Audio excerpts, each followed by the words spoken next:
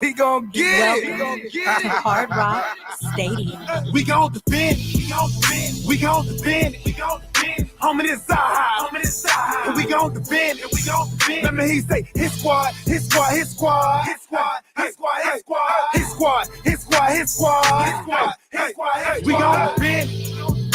gon' defend.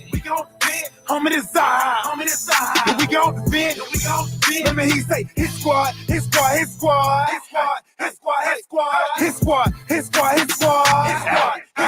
got the whole squad with me now.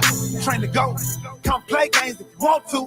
Try to crash eyes. You done took the wrong route. We gon' crash you like a stunt dude. Check y'all like 1, 2. Tap your head like your uncle. You wanna ride, stay buckle. It get loud down here, get wild down here. Turn the field to a jungle. Never disrespect the squad that's defended by a line. And some beasts on the feast on the opposition. Another line in the back singing to the ER just in case you got through the first line with tripping. But if for some reason it get crazy, I got watchers on the corner for my safety. Everybody here well coached. Change the weather under pressure, stay cool like an AC. Woo! But we still make heat. Woo! Was you trying to play me? We be 3+ AD, but I'm a fool so low. Can't never do great beat. Be great, only way to do great things. Hit hard, only way to make a statement. Come up in our territory, make a payment. Or be in debt with your neck, gotta pay. We gon' defend. Homie, this side. We gon' defend. Remember he say his squad.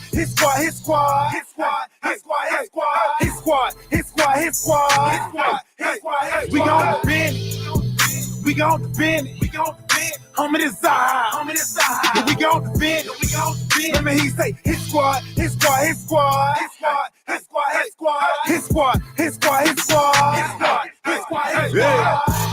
I hit them boys. We throw them toys. Got in that QB. We them boys.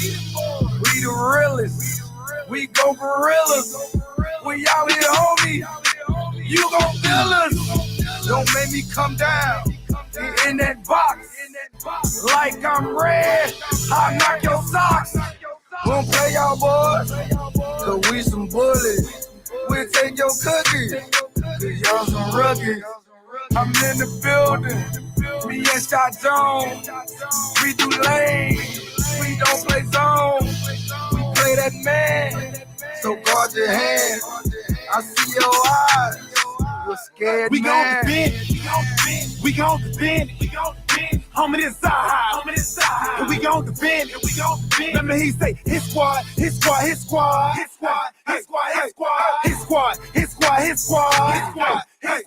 gon' defend. Homie, this side. We gon' defend. Remember he say his squad.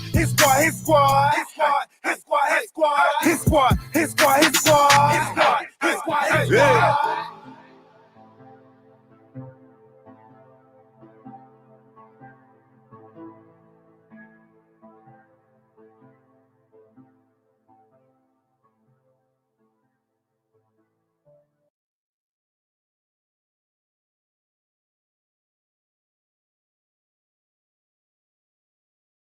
D Miami Sports Music, salute.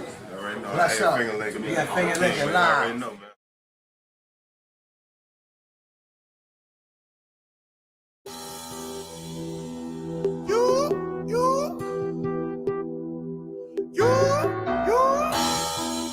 It's Kane over here.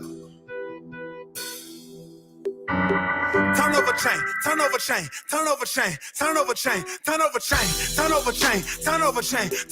You seen Big Homie get the fumble? He get a turnover chain. Seen Big Homie get the pick up? He get a turnover chain. Turnover chain. You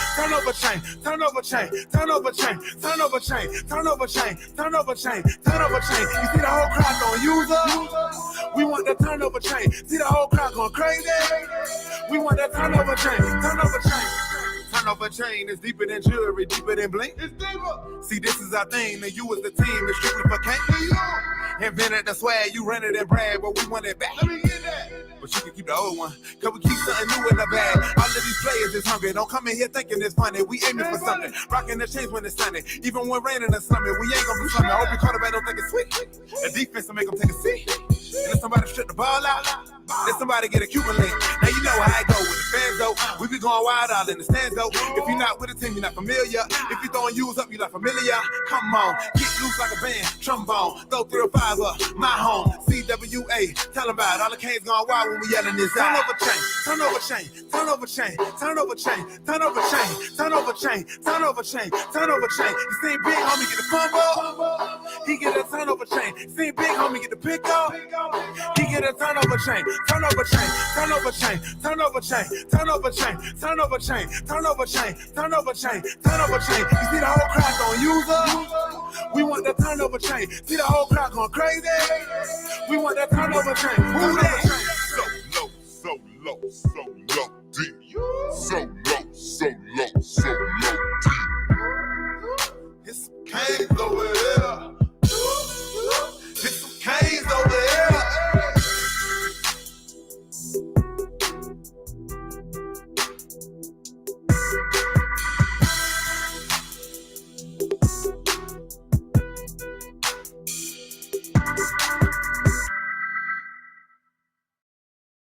Man, you're all part of the buffet, boys. Shout out Solo D. Shout out to DWA. Let's eat. Yo, Solo. You know they been saying you gotta make a hit squad part 2. But you know, man, we hungry this time, man. We gotta eat this time. Yeah. Back in the beast mode. AMC was trying to rap up the East Coast. Take shots, fall back, then reload. Get the powder time to slap up these foes. Anytime we hit the field, then we must play. Any boys my heart, man, I must say. Try to stay on one route like the busway. Trying to eat teams up like a buffet.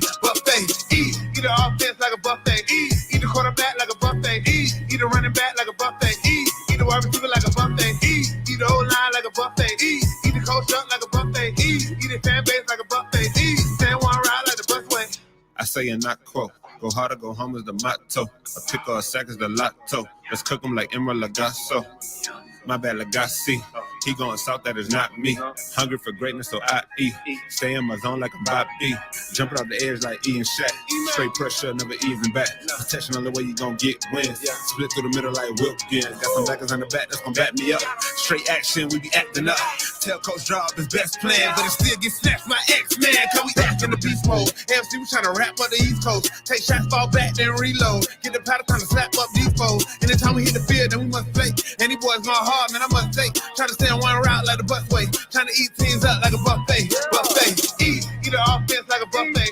Eat the quarterback like a buffet. Eat the running back like a buffet. Eat the wide receiver like a buffet. Eat the whole line like a buffet. Eat the coach up like a buffet. Eat the fan base like a buffet. Stay one route like a buffet. Eating like a buffet, it be a long day. We ain't gon' play. Get them boys green, no subway. Pick the ball off X and BJ. I don't care about what he and she say. That's nonsense. Check the replay. I work overnight and it's early morning, but I'm turned up cause it's game day.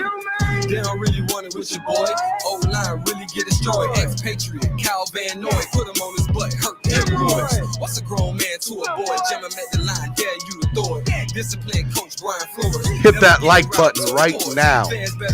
Y'all need to hit that like button. I'm not playing with y'all. Hit it. But mind your business. Christian Wilkins on the line of scrimmage. Far from timid. Push it to the limit. Reverend engine. You know we gotta get it, Nick Needle. You know we gonna pick it, Van Ginkle. Take it to the business. Fins up till my life is finished. Say it with my chest cause I'm in it. A lie, no why, I admit it. New era, yeah, our division. A win streak, we just keep on winning. So y'all ain't pumping this music right now. I don't know what y'all do. Miami talk dogs where you hit me. Back in the beast mode. AMC was trying to rap up the East Coast. Take shots, fall back, then reload. Get the powder time to slap up these foes. Anytime we hit the field, then we must play. Any boys my heart, man, I must say. Try to stay on one route like the busway. Trying to eat teams up like a buffet. Eat the offense like a buffet. Eat the quarterback like a buffet. Eat the running back like a buffet. Eat the wide receiver like a buffet. Eat the whole line like a buffet. Eat the coach up like a buffet. Gonna play one more song for y'all. If you think that it's 2 a time, let me hear you in the chat box right now. Sing some 2 a time, 2 a time. Time to grind, time to shine. Who that? So low, deep. So low, deep. One more song and then we're gonna go live, baby. I gotta play this song every morning for you guys because you know what time it is? It's Tua time, baby. So let's get it in right here on the Miami Sports Music Podcast Network.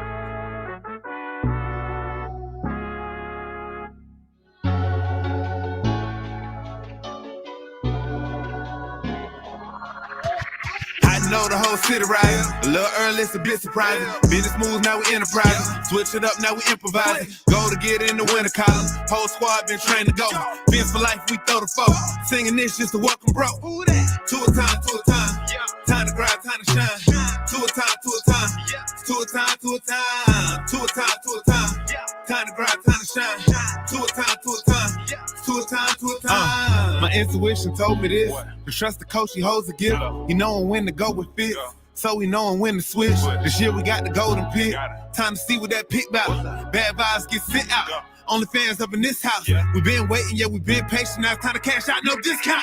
Super Bowl, yeah, we in route. I don't know when, but it's close. I don't want to overhype, but I just know I like it. So excited, you gon' notice now. You should notarize it. They say Tua from that rock. Shout out to Samoa and Islands. Time to lay the smack down. You think you Dwayne Johnson. Time to be the people's champ. Hit them with the people's elbows. Stick together like it's Velcro. You think you could stop us? Hell no, all day I dream about sports. I think I need some Chateau custom with some Dolphins colors. Just to let them know we here. Yeah. I know the whole city riding. A little early, it's a bit surprising. Business moves, now we enterprising. Switch it up, now we improvising. Go to get in the winter column. Whole squad been trained to go. Fins for life, we throw the foe. Singing this just to welcome bro. Two a time, two a time. Time to grind, time to shine. Two a time, two a time. Two a time, two a time. Two a time, two a time. Time to grind, time to shine. Two a time, two a time. Two a time, two a time. Two a time, two a time. Really hope he the man. Hope we found us a gem. Like the Heat found Bam. Wanna take time to thank Fitz, cause he put on a show. But the young man up, in the whole city know. Time to catch all the blessings. Cash out on the investment. Ball out, don't choke. Fins want all the smoke. Chris Gregg gave hope. Coach flow like spoke. Dan Marino still a GOAT, but to a man on go. Watch to a man throw. Watch to a man scope. Watch to a man dish shoot that we never ever seen before. Fans up, let's win. Boy, I'm ready for a ring.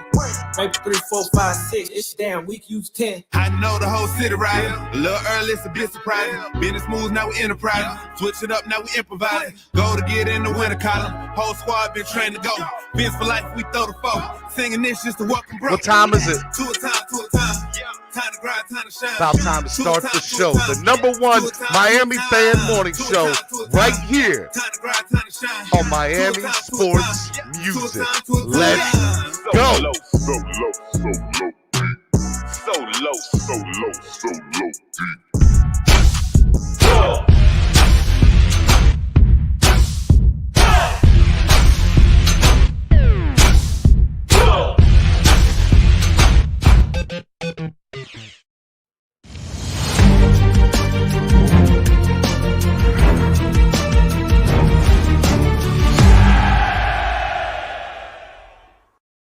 Hey guys, I'm Danny Johnson, CEO at TPP, the Positive Porpoise. I'm Jason Miller from Fins Up SoCal Fan Club. I'm Scott Howell from Atlanta Dolphin Club. Mark Angelo, NorCal Dolphin Club. And you're listening to Clock Blockers, Miami fans' #1 morning show. Run it, run it, run it, run it, run it, run it, run it, run it, run it, run it, run it, run it, run it. What's up, ladies and gentlemen? It is your boy, Stephen D. Wah, wah, wah, wah. Oh, that's right. I am excited this morning. It is game week here. Oh, my God. I am so pumped. I am so freaking pumped, baby. Let's talk about the Bears. The Bears. We're going to talk about the depth chart today. I want to say good morning to my Fins family and my Fin-laws. Where y'all at? What y'all doing? Two a time. I was pumped this morning. Let me tell y'all what happened to me this morning. I woke up this morning on the right side of the bed. And I woke up with music in my head. I played a little Macklemore this morning, some Jonas Lucas this morning. I played, what else did I play this morning? I played a little bit of Solo D to get my morning started. I'm trying to tell y'all, boy, I'm pumped.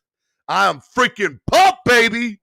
I don't know why I'm in such a good mood. My wife's going to text me in a minute. You need to keep it down in there. I have to work in the other room. Not everybody can concentrate with you yelling. All right, let me calm down. Whew. Woosah, woosah. Let me give a big shout out to the people in the chat box this morning. Number one, I want to give a big shout out to my man Pete, already with the $4 and the $2 donation. Shout out to you, Pete.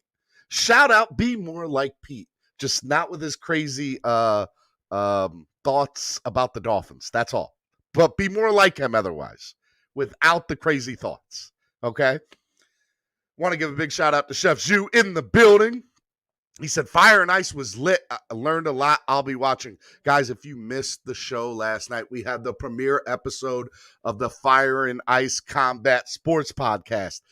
And guys, it was crazy. We had Super Sadiq from the UFC on there. We had Miranda, the Maverick from the UFC up there. We had former Ultimate Fighter champion Colton Smith. It was insane. We had bare knuckle champion, number one contender from the bare knuckle fighting champion, Reggie. Oh my goodness. Oh my goodness, man. It was fire last night. If you guys missed that, I don't know what you guys were doing, but you guys need to go check out that podcast because it was straight fire. I don't know what it is this morning, but I am super excited that you guys are here with me this morning. We're going to have a good time right here on the number one Miami fan morning show. I'm talking about Clack Lockers, baby. That's what I'm talking about. That's what I'm talking about. Who else is in the chat box this morning? So we have Estefan. Good morning, Estefan. No excuses, mate, is in the building. Stetson O is in the building. Who else we got in here this morning? Bob Young. Morning, only 33 more days. 33 more days.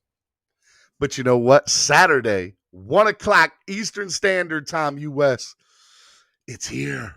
Real Dolphins football is here. And I don't know about you, but I'm pumped. I'm a little pumped this morning.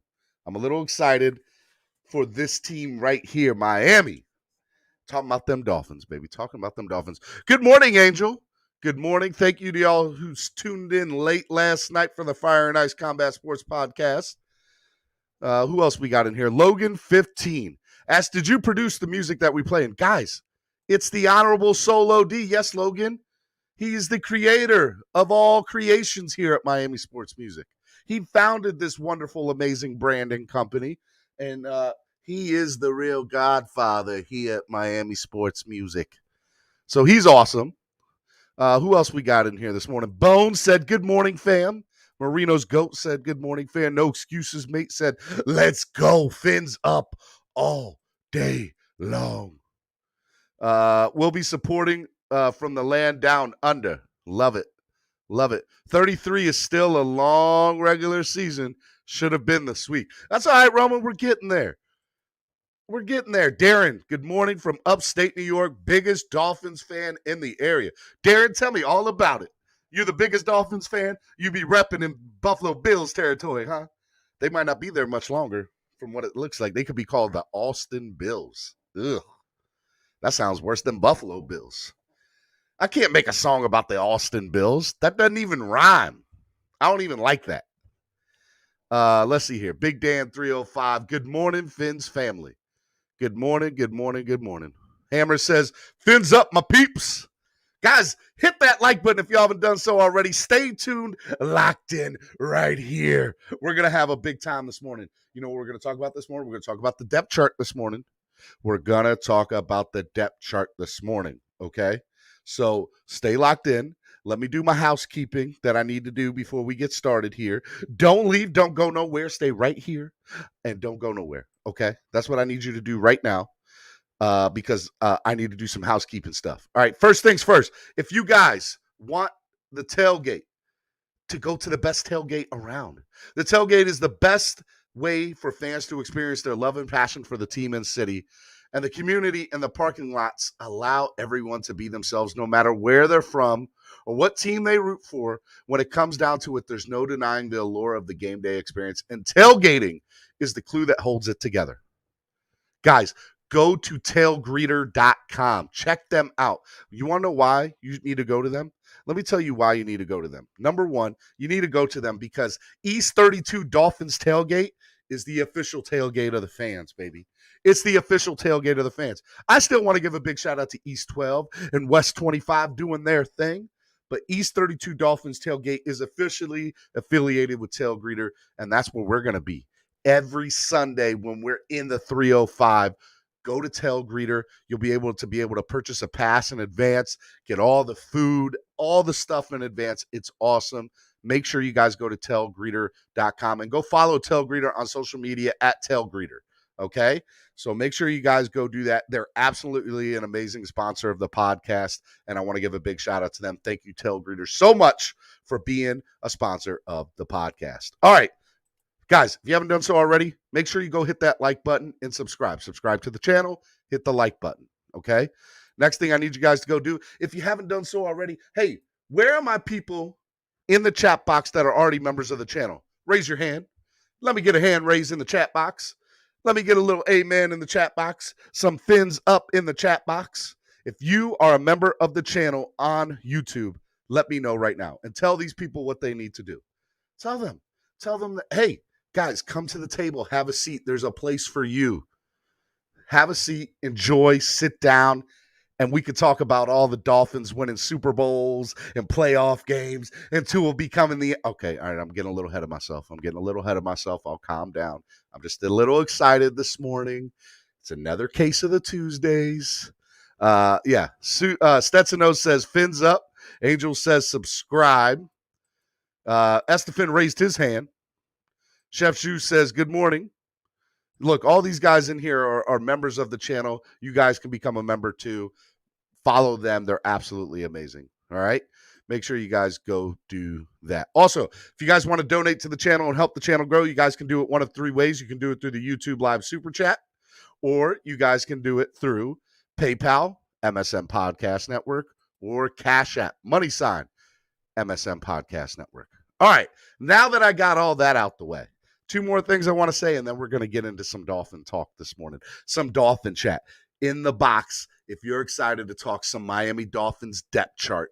Oh, I was so excited to hear about it. We're about to get right into it. I do want to remind everybody, tonight at 9 p.m. Eastern Standard Time, right here on the Miami Sports Music Podcast Network, where are all my Spanish-speaking fans at? Hola, amigos and amigas. All right, I don't speak a lot of Spanish, okay? So Paris, Chochos, and Armand have a podcast dedicated to the Miami Dolphins that is strictly in Spanish. It is a Spanish-speaking podcast for you Miami Dolphin fans. So that's right here. You get that right here. Hellfins Podcast every Tuesday night at 9 p.m. Eastern Standard Time. And I'm super excited about it. So make sure you guys check out the show tonight. It's going to be a good show. And they're going to have a lot to talk about.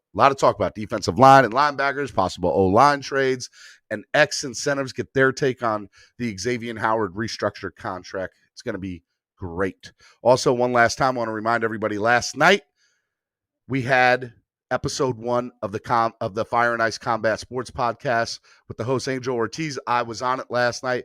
It was absolutely amazing. This is the lineup that we had last night. Make sure you guys go check that out too. It's awesome. All right. It's awesome. Make sure you guys go do that.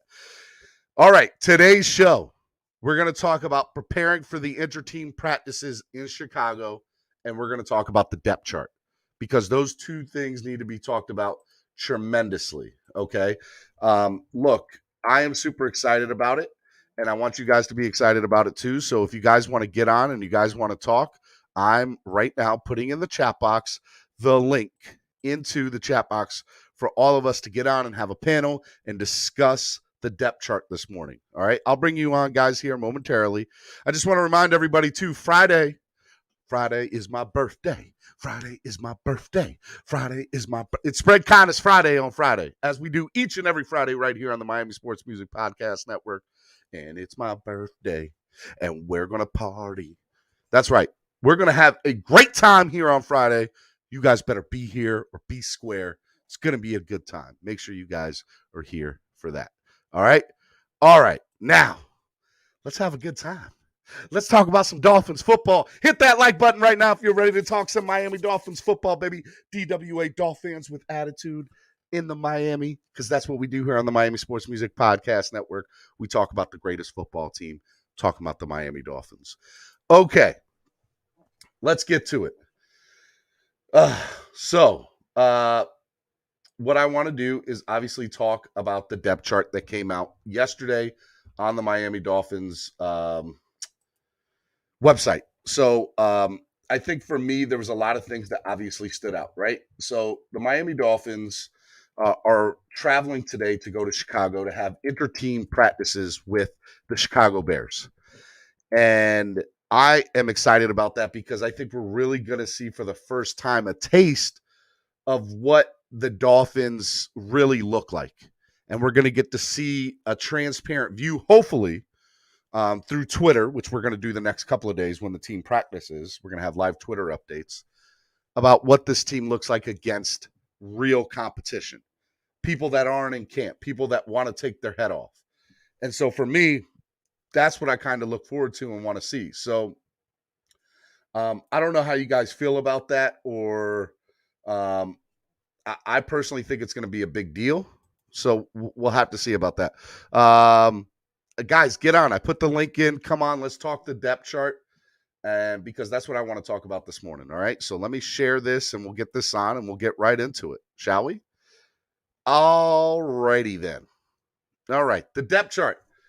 As you guys can see, this is Josh Houts. I just literally I just typed in depth chart on Twitter and this is the first one that popped up. There's a couple of things that stand out to me. Number one, there's only one rookie on the offensive side. And that would be the guy who I said was going to start. Liam Eichenberg is the only rookie on the offensive side to start. That is on the number one on the depth chart. As a matter of fact, he's the only rookie, period, on the offense and defensive side, it looks like. So that's really interesting. Javon Holland on the second team here, that's interesting too. But I think the first things first, we need to get into the offensive line and what that looks like and what that really entails. So the offensive line at left tackle, they have Austin Jackson. Left guard, they have Liam Eichenberg. Center, they have Matt Dieter, which, by the way, is a huge surprise to me. I am very, very surprised that they have Dieter going in at the second position. They have Dieter starting and they have Skura in the second. Because for months now, I have been thinking that Skura is going to be the starter on this team. There's no way Dieter is going to play center. And he's been getting first-team reps. So I'm interested to see what he looks like on Saturday and also over the next couple of days against Chicago. You have Robert Hunt at the right guard position and Jesse Davis at the right tackle position. So, obviously the big question mark here is, Jones. What is Jones going to look like? Or Solomon Kinley, Solomon Kinley and Jones. I think that those are two people that I'm interested to see be higher on the depth chart. But, there's a lot of rumors going on right now saying that the Dolphins are making phone calls to get more depth at the offensive line position around the league. Michael Lombardi reporting that yesterday. So the question is, who's really out there, right? Now, I don't have an answer on that, but what I will say is I've been saying for weeks now that there was no post-June 1st cuts. And what you haven't understood is that, or what people don't understand is that because there was no post-June 1st cuts, there's going to be a ton of cuts come week 2, week 3 of the preseason. And there's going to be plenty of people that are on this depth chart that are going to be like, you know what? There's 10 people on this roster right now for the Miami Dolphins in that wide receiver room that are going to be on an NFL roster. That's for the wide receivers for us. There's got to be a locker room somewhere in the NFL that has a plethora of offensive linemen that could start or be secondary people and give good depth that they have an overrun of it. I don't know any off the top of my head, but somebody's that is quality is going to get cut from their team. And so that'll be very interesting to see from that standpoint, right? The other thing that I also found very, very cool up here, or very interesting, I don't know if cool is the right word, but very interesting, is Jakeem Grant is at the bottom here. And if you guys see Jakeem Grant is on the first team for kick return and punt return, with Jalen Waddle in the second And the name you don't see on there at all is Waddle. You don't see not Waddle. Lynn Bowden. You don't see Lynn Bowden's name up there. You do see it on the punt return, but I figured you would see his name up. But he's been so quiet this training camp. I haven't really. It's been very surprised, right? So I want to go through all of it. I want your thoughts on it. If you guys want to get on, you guys want to talk about the depth chart, we'll talk about the offensive line, we'll talk about the wide receivers, we'll talk about the tight end group. Obviously, Hunter Long being hurt. They have Adam Shaheen as the second, Durham Smythe as the third tight end. I want to hear from you guys. I want to know what you guys think. So get on this morning with me. I'm going to post the link again in the chat. Here's the link. Come on. I want to hear your thoughts. What do you think about the depth chart this morning? It's going to be, this is a big deal. What does this mean for the next 2 days against Chicago? You know, the offensive line is going to have to deal with Khalil Mack. The tight ends are going to have to deal with Khalil Mack. What does that mean for the next 2 days of inter-team, inter-squad practices? It'll be big there. Whoa! Shout out to Logan15 with the $50 donation. Happy early birthday. I didn't know any of the Dolphin YouTuber community until recently. Makes my day every single day that I get news coming out from the community much better than the national media. Fins up. I wish I knew about it sooner. Thumbs up to you, Logan15. Thank you very much for the donation. Oh my God, that great way to start out the morning. Thank you so much, Logan15. I didn't expect it, but that's a big deal, man. Shout out to you, Logan. As Roman Soldiers gives the arm, I'm going to do the same thing. Shout out to you, my guy. Wow. Appreciate it, man. Yeah, guys, I want to hear your thoughts. Come on, let's talk. Let's talk this morning. Nobody's in the back room. Guys, we are less than a week away. We got today, Tuesday, Wednesday, Thursday, Friday, and then we have game day for the first time this year. Where are you guys at? I know you guys want to talk. This is a show made for you, the fans. Let's go. Love it, love it, love it. Marino's Goat says, I thought you were nutty the whole time, Larry, saying Dieter was starting over school or a Fins fan panel. He knew something we didn't know. Shout out to you, Larry. Larry's in the gym this morning. I saw he's over there working out. Shout out to Larry. I'm just going to leave that up, Logan. You're the man, big guy. Appreciate it. I'm going to leave that up for a little bit. Look, I want to also talk about Albert Wilson being on the first team. I am so excited to see Albert Wilson's name come up on the first team depth chart for wide receivers. So the three wide receivers they have Devontae Parker, Albert Wilson, and Will Fuller. Am I surprised Waddle's name is not up there? Not really. He's still a rookie. I think it says more about Solomon Kinley not having a good training camp than it does about Eichenberg, although I think Eichenberg's going to start no matter what. But I think that's why he's the only rookie starting. But to go back to I want to get into the offense. EM, get up here. Come on, let's talk, EM. I'm looking at Albert Wilson and Will Fuller. Those two guys, as long as they stay healthy this year, they're going to have such a big impact on this team. They're going to have a huge impact on this team. And if you look at it, you have Jalen Waddle there. You have Jakeem Grant, who's also there. Mac Hollins, Allen Hurns, Foster, Isaiah Ford, Kirk Merritt, Kai Loxley. I mean, there are so many names in this. Lynn Bowden, Malcolm Perry. Guys, like it's to fathom what that. I'm telling you right now, there are 10 names here on this wide receiver. And I know Omar said it yesterday on Twitter, Omar Kelly, but I've been saying it for weeks that there were going to be plenty of guys that not make this roster that will be on somebody else's roster. I've been saying it for weeks. So make sure, you guys do that. Let's see here. Everyone is working, Roman Soldier says. I know nobody's getting on with me this morning. What's up? Come on, get on. Let's go. Larry just clocked on, took a pic at the gym, and then clocked off. Good work, Larry. I like you. I like it. All right, let's bring in our first guest, Estefan. What's up, Estefan?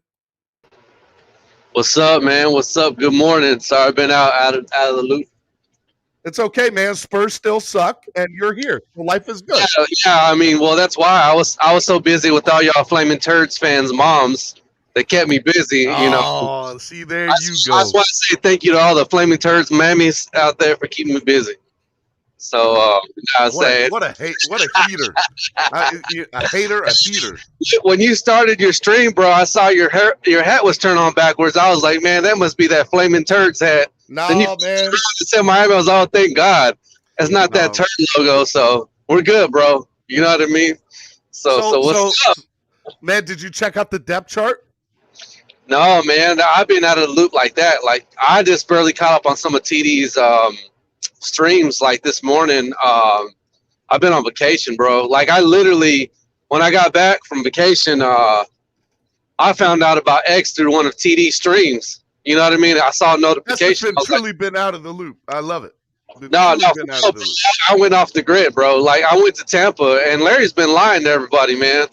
Tampa's beautiful, man. I don't see why Larry ain't doing some of his shows from the beach, bro. Clearwater is dope, bro. It's a dope, beautiful city, man. Larry in the chat room this morning doing big things. I saw that. Yeah, he went and took his social media picture and hopped out of the gym. I know what he's up. I know his little 4 P's routine. 4 P's equal payoff state. I was looking at some. He went over there and flexed his chesticles and then walked out. 4 P's equals payoff says, I was looking at some stats and was shocked to learn that Tom Brady and Patrick Mahomes have had top 10 O-lines their entire career. Question: If they don't protect Tua, then how can we truly evaluate him? Hey man, I gotta say something though. Like, so Tom Brady he's the GOAT. You might as well just pencil him in. He's the GOAT. But when I was in Tampa, I didn't get those like vibes, bro. Like that aura, that championship aura, bro. It was weird. It's not like that. It's in San Antonio when the Spurs win a championship, bro. That aura is like it permeates throughout the whole city, bro. When I went to the downtown and, bro, like you didn't see people repping the team. I was like, this is odd. You know what I mean? It seemed, I don't know if that's the Florida area. Like, I don't know if it's like that in Miami with the Dolphins, bro, but like, it was weird, bro. Look, I mean, I think every team, every city has their way of going about their fandom, and Tampa's Tampa, right? Like, so, yeah. I mean, it doesn't matter. Let me bring on 2 people to the stream. Mr. Larry L, live from the gym, and then D-Dub. What's up, Dwayne? Good morning, good morning, good morning. How's everybody doing? I'm doing great now that you guys are here. That's the fit. What's up, man? Larry L, what's up? Hey, man, I got some of my laundry FedEx to you. It'll be there shortly, bro, so that way you can. Guys, D-Dub, no laundry today. No folding laundry. Your bed's already made. You look good. There you go. I put my recycling out as well. What's up, Larry? Hey, I got to come in and respond to Estefan, man. Wow. First of all, dude, if you want me to do a show from the beach, guys, support me with more money, okay? It's kind of expensive to do that, okay? I have to sit here in my additional add-on room to do my show, okay? Run it dirt cheap because you guys don't support me. So don't come there. By the way, Estefan, you're spot on about Tampa. I remember go back to my shows when after they won the Super Bowl, the Tampa Bay Buccaneers, even the Lightning. For some reason, they don't seem to have that excitement that I felt in Miami or New York when we had championship games. It's just not there. Not that they don't support their team, far from it, but it's like, you know, I don't get it. I'm with you, buddy. I don't get the Tampa atmosphere about that. I was on that Bay, what's it? That Bay City Bridge? Is that what it's called, Larry? And I saw a flag, bro, and there was a Tampa Bay Lightning flag up on a pole. And I was like, where's the Buccaneer stuff out? Like, what? I know. Well, the Lightning I can understand. Yeah, because they've been championship quality teams since they came on board. Thank you. Yeah. All right, guys, let's talk about the depth chart before I start losing viewers. Come on. What did you guys think of the depth chart? Anything that stood out for you? Not really.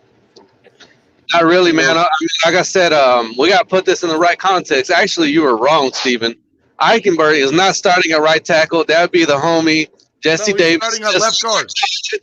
He's just not starting at the position that you called. We were talking about but tackle, and I said he was a guard. I said he needed to start at guard, and they could work him into the tackle spot later on. But I said it wasn't a good idea.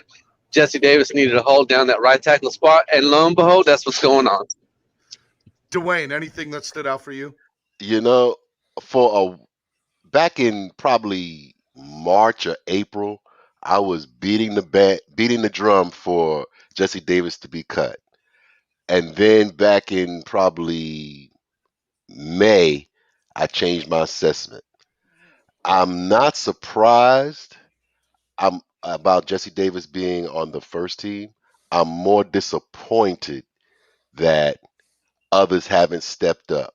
So that being said, we always want the best 5 offensive linemen on the starting line. So kudos to Greer and Flores for not just wanting to save face, but putting the best 5 out there. Now, all that being said, it doesn't mean that this is permanent, but it does mean that some of these younger guys have to get off of their laurels from last year and really start working and showing that they deserve to be in the starting lineup. Because if it's equal, you usually go with the younger player. But in this situation right now, it appears as though it's not equal and that some of these younger guys need to actually work a little harder, which is okay with me because we want steel sharpening steel.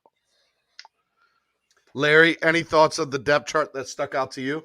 Well, first of all, we all know depth chart doesn't mean a whole lot at this time of the year. Even the Dolphins don't treat it that much, as you know, because they start whoever they feel is the best matchup that week. But there is a little tidbit of information here and there in the depth chart. I mean, nothing.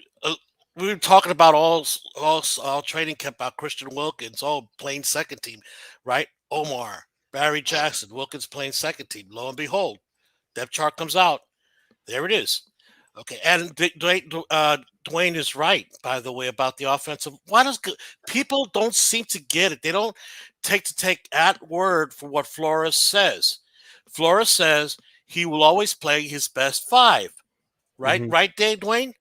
And people assume, well, Liam Eichenberg is number 1 at right tackle coming in there. No, Flores, he says his best 5 that maximizes the offensive line play. So that's what I'm saying. People are in love with the idea of Robert Hunt playing guard and playing all pro. That may be true. And you know what? Flores may feel that way. That Hunt, if you keep him at right guard as an example, right, will be an all pro. But is that the best 5 for the team? That's what people don't seem to get into their heads about players like Hunt and Eichenberg. He's going to get his best, actually his best 4. It's Dieter, Skura, and Tom fighting for the center job. But we all know there's so much flexibility between the guards and the tackles. He's going to get his best guards, best tackles, and going to put best combination that works the best. So if Robert Hunt or Liam Eichenberg go to right tackle, don't be surprised. If Liam Eichenberg stays in left guard, don't be surprised. So what does it tell me about right now? That his best 5 includes Jesse Davis and Solomon Kinley has gotten knocked down from last year. Okay, so that's what it tells me right now. Well, at the end of the training camp, will Solomon Kinley bump back up and then forces another reshuffling offensive line? We'll see. We'll see. I thought this was interesting from Omar Kelly. Omar Kelly said, "Here are some half truths to the Dolphins depth chart. Here are the half truths the Dolphins depth chart is telling. Brown is not ahead of Ahmed. Shaheen is not ahead of Smythe, and Wilkins is not ahead of Seiler. Wilson isn't ahead of Waddle, and McCourty and Holland is a toss-up depending if McCourty is playing CB." Mm-hmm. So you know what, he doesn't believe in what he's seeing here. You know what? That's his opinion. Okay, that's his opinion. Okay, first of all, Malcolm Brown and Ahmed doesn't matter because they're two different styles of running back. Malcolm Brown would be the short yardage running back because we can all anticipate because he's the bigger back and he's had a success. Shalvin Ahmed may be the number 2 if Miles Gaskin get hurt. He might jump up to the number 1 and keep, or Brown might be the number 1 running back if Gaskins gets hurt. Okay, so he's right in one sense. It's not always it's not the issue of the truth. It's just you can't take it at Vatum because there are those try to fit round hole. Dead wrong. Christian Wilkins is number 1 in their eyes. That's what they're saying. Okay, there's no clear cut there. It's not a ditch on Siler, not anything like that. They just said, right? In the long run, it don't matter. They're going to play a lot, both of them, because they're both talented players. So, yeah. And the Waddle, Wilson, Wilson's. Look, guys, Wilson's the veteran. Okay, he's had an outstanding camp. He's proven in regular play. So I can see that. But also, part of the problem is that's not to assume Waddle's going to play a lot and Wilson too together because both can probably play in the boundary too. Just pointing that out as well as the slot. So that's where I'm saying sometimes the charts. Most teams list their depth chart in their base package, and the Dolphins have depth chart in a nickel, basically saying nickel is going to be the base package. Mm-hmm. Would you guys agree with that? Oh yeah, I mean, most of the time, with the prevalence of 3 wide receiver sets, your nickel is tending to be more of your base package anyway. Correct. So that I can understand. That's why it's so many more. You have more importance put on the slot cornerback and cornerbacks themselves than you do linebackers, and that's why now instead of having the big gigantic linebackers like Ray Lewis and Suggs back in the day, or if you want to go a Dolphin, a Porter. Now you have more smaller linebackers that are able to get from boundary to boundary. Well, Dwayne, I don't disagree. I just want to modify it a bit. I think it's about the passing league, so not necessarily boundary but that can also cover as well. Yeah, passing game. Yeah, I mean it all coincides together. You have linebackers that need to be able to drop well in coverage, be able to move their hips, to be able to turn and cover the slot receiver in their zone, in their hook zone, as well as be able to attack the run plays. So you don't need that 6'4", 250, 260-pound linebacker as much anymore. You have him now as a specialist on third and short or fourth and short. But that normal base package linebacker now is 240, 235, maybe 250 if he's really athletic. And you have more slot and dime cornerbacks on the team. Hey, let me ask you guys a question. What are your thoughts about Eichenberg being the only rookie on the first team? Well, how many offensive linemen did they select as rookies? Well, I'm not even talking about on the offensive line. I'm talking about period. There are no other rookies in the first team, offense or defense. Makes sense. You would think that some second or third or fourth year guy would be ahead of a rookie, just for the simple fact that they've been there longer, and whether or not they've been with the team or with another team, they have NFL experience. So again, the depth chart in August is not as important as the depth chart September. What's the first game? September 6th? Yeah. Okay. So you may see some changes up and down, but I'm kind of glad that you don't have that rookie starting day one as the starter depth chart wise, because it keeps them hungry, it keeps them motivated to learn more and be as active as possible, and B, it also shows the strength of the roster You because just stole my thunder, Dwayne. all right, That's what I was I'll about to let you. say. I'll Simply let you put, go ahead. Go ahead, that Larry. this is a talented roster. Anybody expecting that the four top rookies will crack it day one, you don't understand football and talent. This is a talented roster. Yeah. Now, eventually, as Omar came, eventually, will Jalen Phillips crack the lineup? Probably during the season. I agree with that. But come on, guys. Look at who we're starting. Akba, Wilkins, Van Ginkel. There's no cakewalk here for any rookie. This is not the No, not at 2018, all. 2019 Dolphins. Now, I will tell you something. Looking at the defensive side here, that makes me. I mean, I'm glad, but it also I question it. Wilkins in front of Seiler because I feel like Seiler has been starting since day one, and Wilkins doesn't get as much of the reps as Seiler does when it comes to playing time. What do you guys think about that defensive end position there with Wilkins starting over Well, Seiler? again, this is the understanding football and value to a team. I love Seiler. He makes big plays every once in a while, does a good job.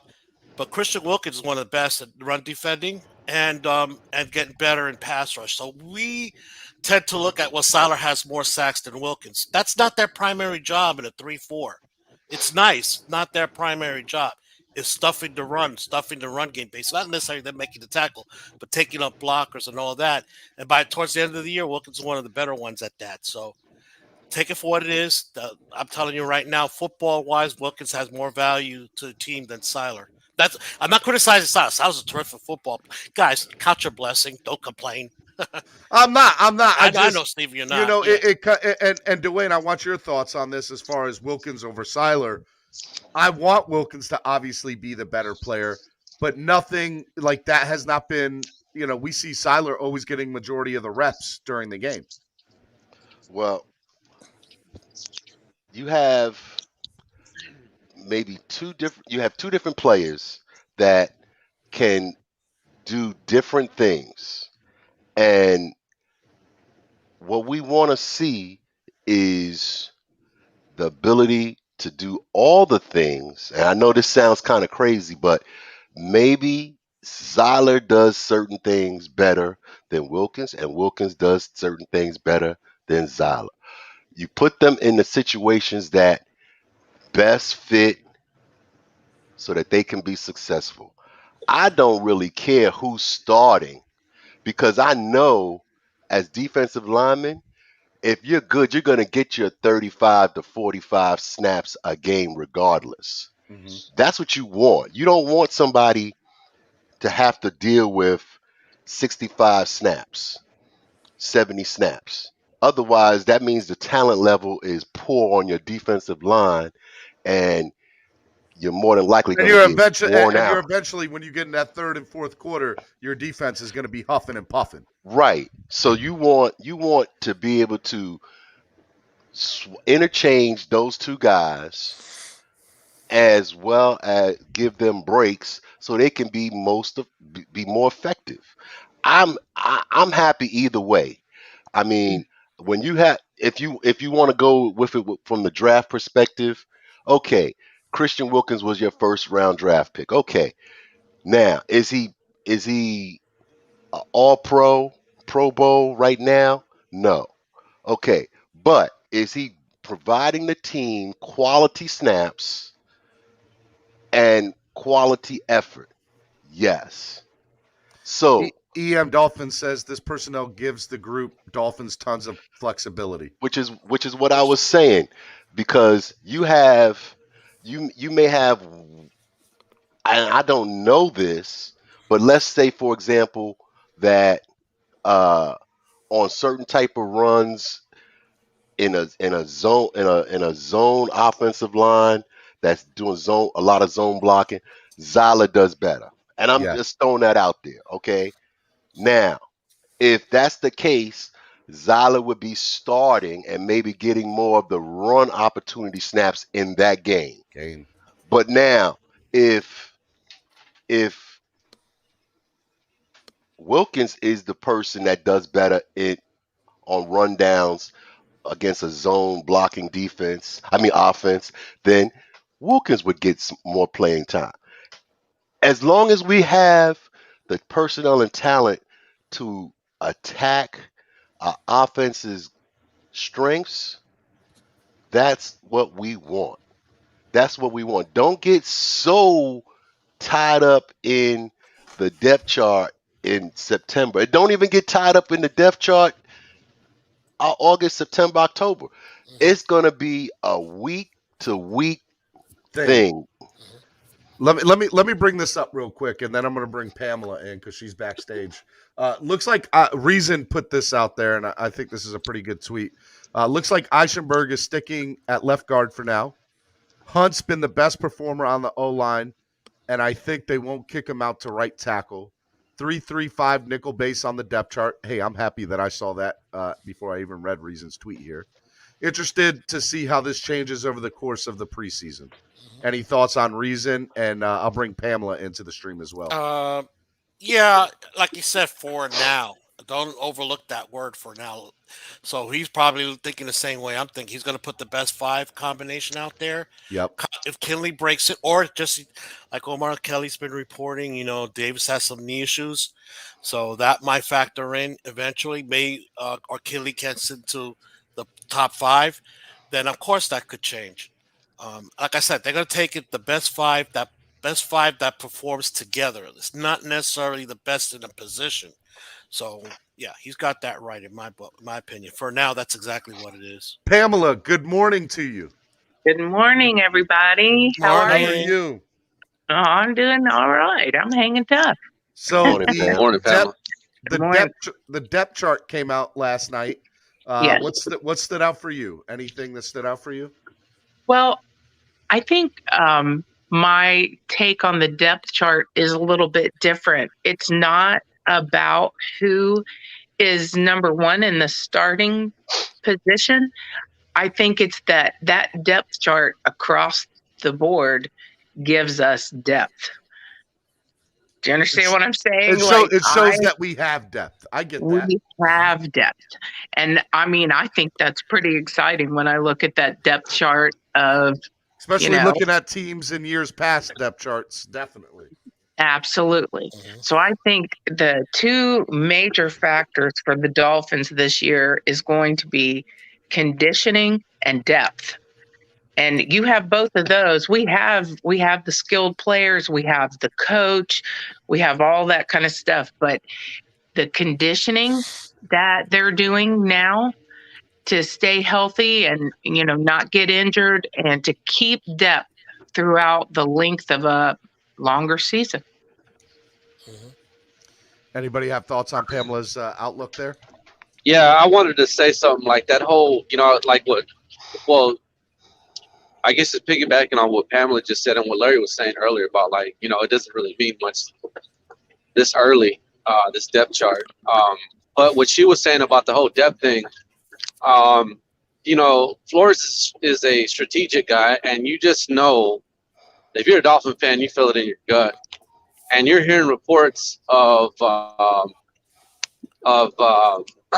what's his name? Holland is doing very well in training camp. So you just know it in your gut. That guy he's going to have his packages, and so is Phillips. So I know you see a 3-3-5, but in my eyes, I could see where Phillips comes in at any point and substitutes for Wilkins or Coleman. If they want to put him on the outside and do a 3-4, you know what I mean? Replace Coleman and put Phillips in as a outside linebacker, or replace just to get more speed on the field and see if you can generate something organic just for, switch out him and Wilkins. You know what I mean? Yeah, so, I see that. That's why I agree with what Pamela and Larry are both saying about, the depth chart this early really doesn't mean much, but it's just it also go ahead. I just kind of piggybacking on what you say. I think it also depends on what package you're in, right? So we're looking at the defensive depth chart right now on your screen. If you're looking, you see defensive end, nose tackle, defensive end. So you see Agba, Davis and Wilkins. And the person that you hope to see up there, whose name is not in the second team, is Jalen Phillips, right? And you don't even see him in the linebacking core here, right? So now you have Baker, McKinney, and Van Ginkel, and then Riley, Sam Agevion, and Brandon Scarlett. And then you have in the five in the backfield, you have the three corners. You have Coleman, Byron Jones, Xavier Howard, Jason McCourty, and Eric Rowe. And then you see guys like Perry, Iggy, Needham, Javon Holland, and the other Jones in the backfield, Brandon Jones. So I think it brings up a very interesting dynamic depending on what team we're playing against, what type of offense we're playing against, what type of quarterback we're playing against. Well, you're not going to see just for example, you bring that up, quarterbacks and teams, right? Yes. Right, Steven? Okay, let's say you play in the New England Patriots, they can put out 2, if not 3, tight end sets for a majority of their plays. Mm-hmm. That's when you probably see Phillips and Riley playing more because they can cover tight ends, they can move their hips and roll with the pass route, as well as set an edge for the run game. That's a game specific strategy that you would utilize. That doesn't mean that suddenly Equivon has been put to the bench, is cast aside, or that Andrew Van Ginkel is no good. It just means that for that specific game, a scheme was created to what they felt was best for the Dolphins to win. Okay, Well, and Phillips is going to be considered a specialist until he totally grasps all of the run stops as well as some of the hook zones that he has to do. I have to admit, as I go further down this depth chart, I think that is the biggest surprise, seeing Jalen Phillips on third team. No, I think one of the beat reporters put it right on spot. Jalen Phillips has been mostly in the sideline, so he hasn't really had an opportunity. They're not going to put him if he's not available and they're not showing his stuff. I tend to disagree with a lot of people out there about Jalen Phillips and his ability to set the edge. He's pretty damn good at that in college as well. Mm-hmm. That's one of the overlooked skills. The point I'm making, right, Pamela, is that if Jalen Phillips has been practicing from day one, I wouldn't be surprised if at least second teamer is hard to beat out AVG and there. But we would have seen that. But the guy hasn't been practicing much, and that's the bigger concern. They said the small injuries. Come on, he's got to practice. Go ahead, Pamela. Well, when I look at just the first and second team, which we know some of these other people are definitely going to make it. We definitely need Phillips. But when you look at Wilkins and Seaver, not Seaver, you know who I mean, Sealer. Yeah. Zach Seiler. So you look at that and you realize that we got that guy in or we got that guy in. And I mean, how can we go wrong? Look at that depth and then look over in your third team. Look what you got going on over there. Mm-hmm. I mean, I look at this depth chart and I'm going, yes, yes. Because the choices we have is awesome. Pamela, guys out there, right? I just want you to think about what I'm about to say.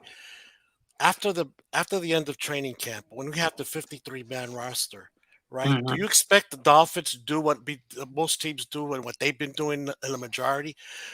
Get the set 53. As soon as it's set, pick up players from other teams and reset that 53-man roster. No, I don't think so. Like we said before, people are going to pick off our leftovers.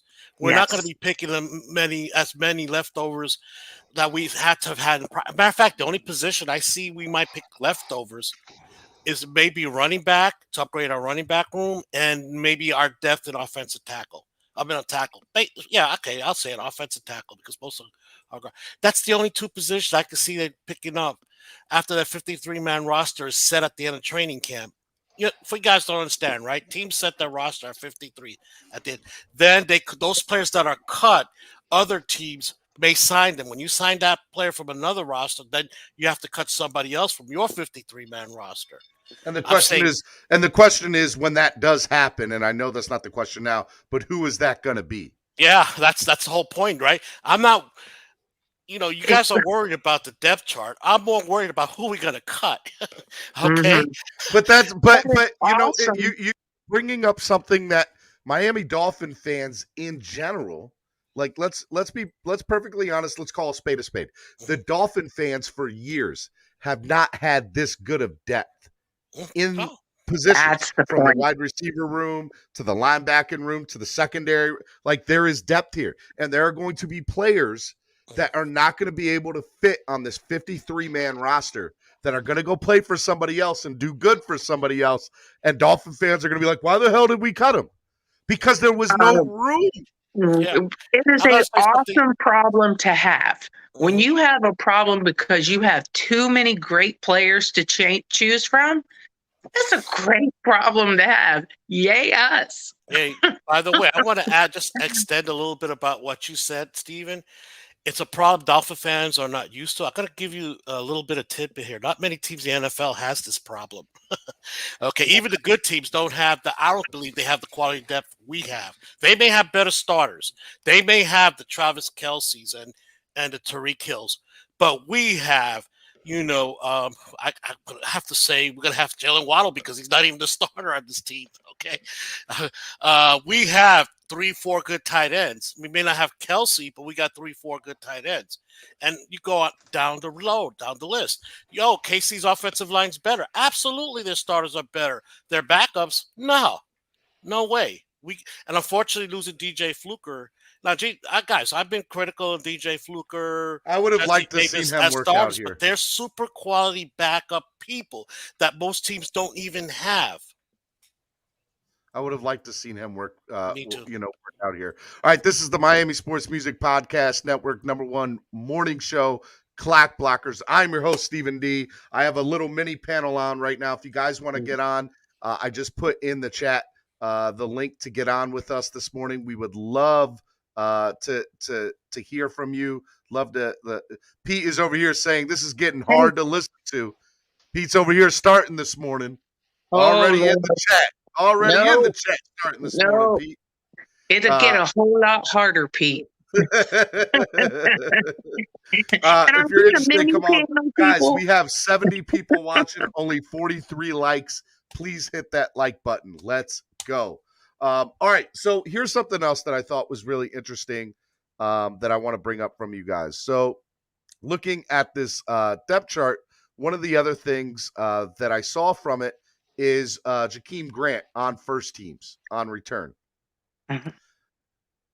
I don't know if Jakeem Grant is here, but I'm looking at it, and he's the number 2 wide receiver behind Devontae Parker. So, I mean, I just want to get your thoughts about Jakeem Grant, because according to this depth chart, it's saying that maybe Jakeem stays when a lot of us think he's going to head out the door. Oh, I like what he brings. I like Jakeem. I like what he brings. Well, I hope he sticks. Go ahead. I may be in the minority there, but there's a lot. If you go into a lot of Dolphins chat groups, you go into a lot of Dolphins YouTube platforms, Jakeem Grant is one of the guys that's on his way out the door. So, Dwayne, what are your thoughts?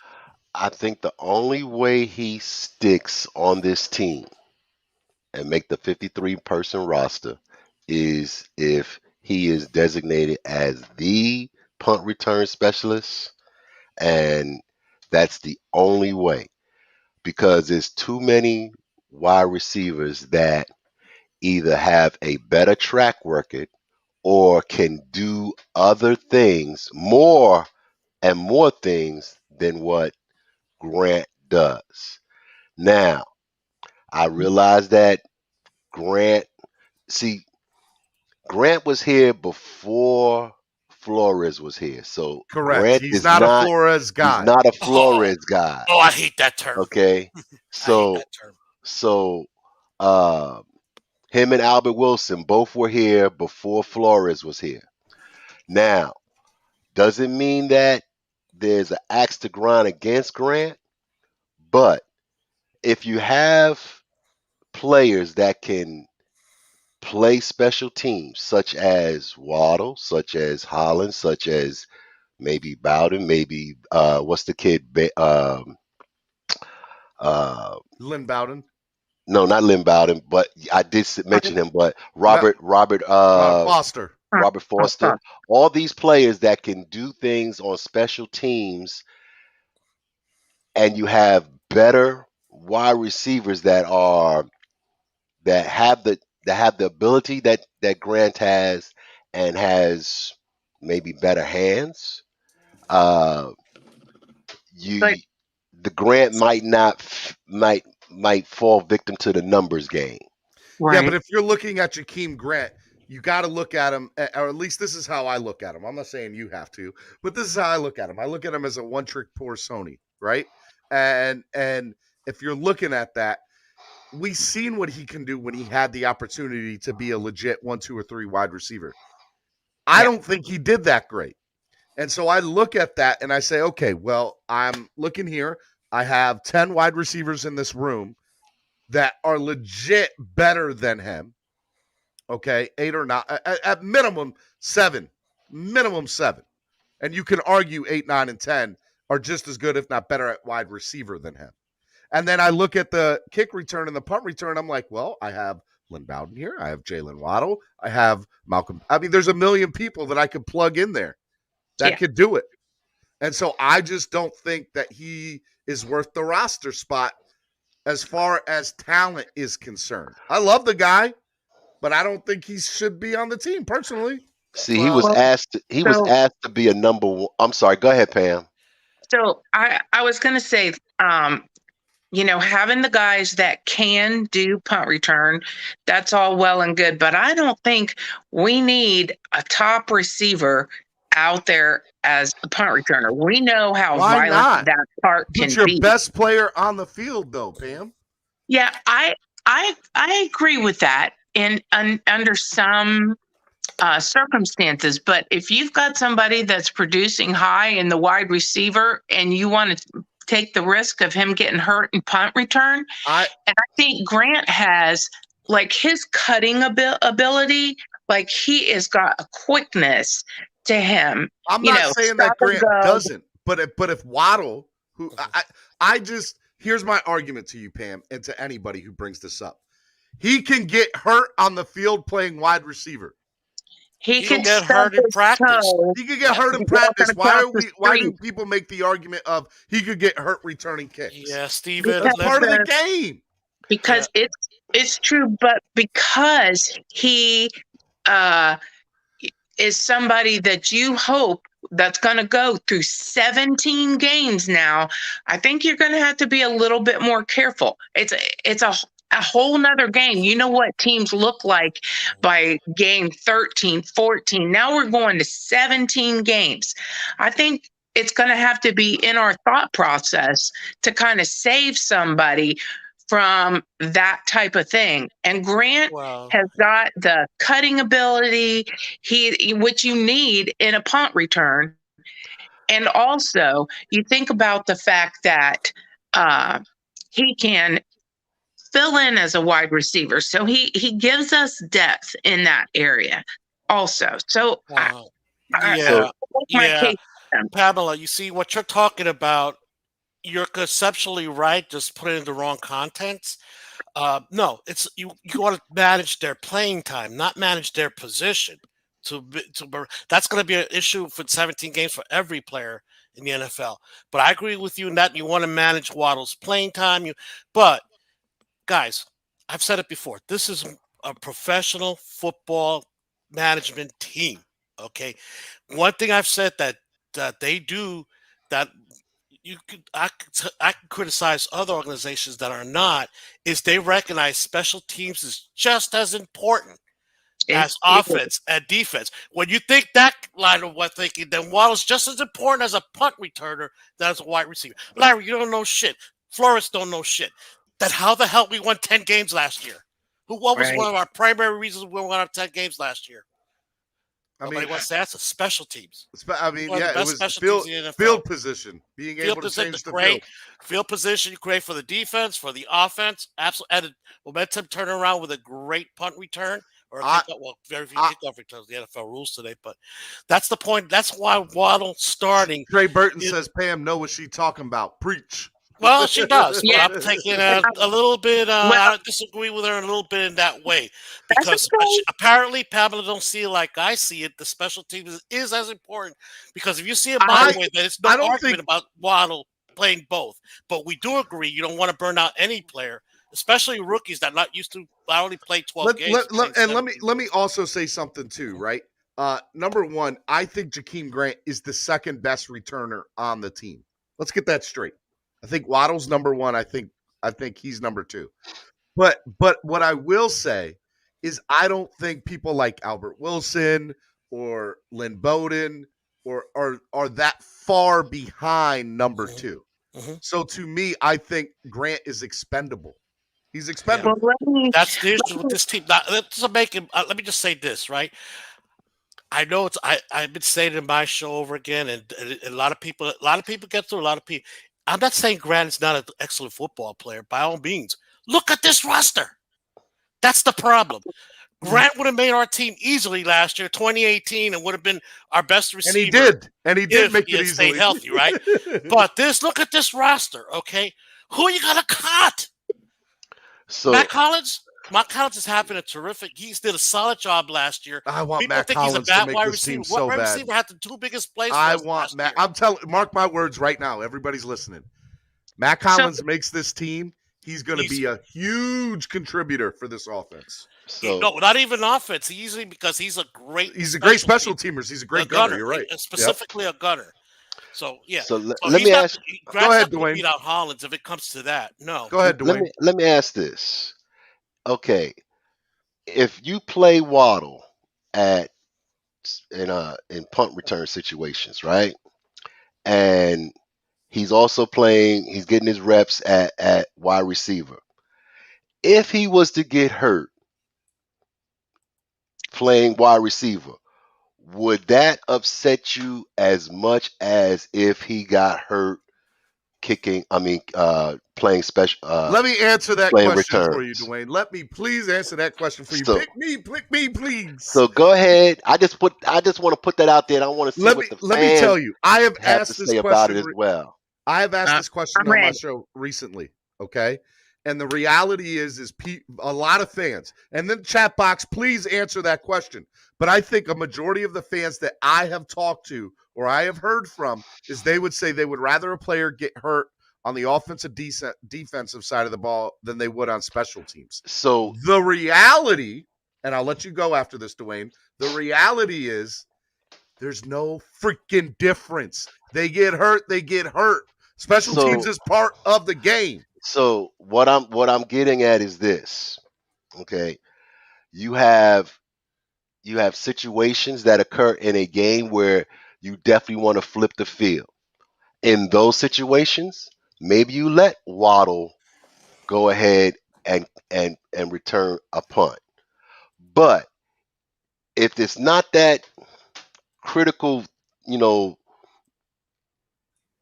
situation where the wind is going to change, because you're flipping sides at near the end of the third quarter, and you want the win and you want to get that field position, so you let them run that kick with a minute and change left in the third quarter to try to flip the field. Fine, I got you there. But if it's the second series of the game and everything is important, but it's not that critical, I wouldn't want him out there and then get hurt in that situation. Then I would be very upset at Flores and the special teams coach for making that decision. Now, there are other players on the team that can play, can field kicks, field punts, and are better wide receivers. So that's the reason why I don't think Grant is going to make the 53-person roster. But is he a good good punt returner? Yes. Is it possible that the Dolphins could use this as some sort of initiative to trade him by putting him up there that high on the depth chart? Could be. Could be. Uh, is it possible for him to get traded now? Yes. You have a question, Pam? So I was going to kind of answer the question, and I also wanted to speak to a couple of comments I'm reading here. So I know Logan, he's is very passionate right now. He's going crazy in the chat box. He is. And I know a couple people told him to not call me dumb. And I know he wasn't calling me dumb. I think he thought my point was dumb. But I'm not running afraid of having injuries. I think it's something that we have to think about always, because man, you can be having this beautiful season and you get a few key players injured and you're done. You're done. Well, I look at your thing, Pamela. Let me just interrupt because I want to try to help you out in saying what I'm interpreting you saying. Okay. It's almost like buyer's remorse. If you go trade Jakeem Grant and all of a sudden we have a difficult time on the return game, we had somebody who could help us. And what did we get in return for him that made us feel like we could do that? So, and in your mind, the compensation for Grant will not be good enough to get rid of him. Well, and I'm not saying that he shouldn't go. I'm just saying there's like a lot of good reasons. I lean more to the fact that he should stay because he is a good punt returner. He did help us out in our wins this past year. He was a big part of that. And I think he's one of the players that totally bought in to Coach Flo. And, you know, there's a lot to that. And he's also been under his tutelage for another season. What are we going to see? Do I want to see Jakeem Grant on the other side of another team returning a punt for them? No. Pamela, you know why we ask people in my show when they give me that statement? Okay, give me your 53-man roster. Who are you going to cut for Jakeem Grant? Well, I mean, I don't know. But that's a question. I think that's a great question, Larry. Yeah. Think about it. It is, but I think that, like you said, this is early in. Yeah. Guys, Pamela has a great point, right? This is early in, right?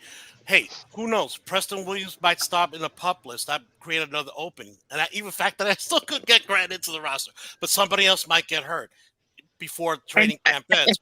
Right. So it's as of right now. Again, I'm not criticizing Grant. Grant's a terrific football player. It just goes to how much depth we have in this team that he's not the most valued member of this team. And by the way, he was an all-pro. Yeah. He was a pro bowler. Yeah. Let me hop in here like Double Dutch. What's up, y'all?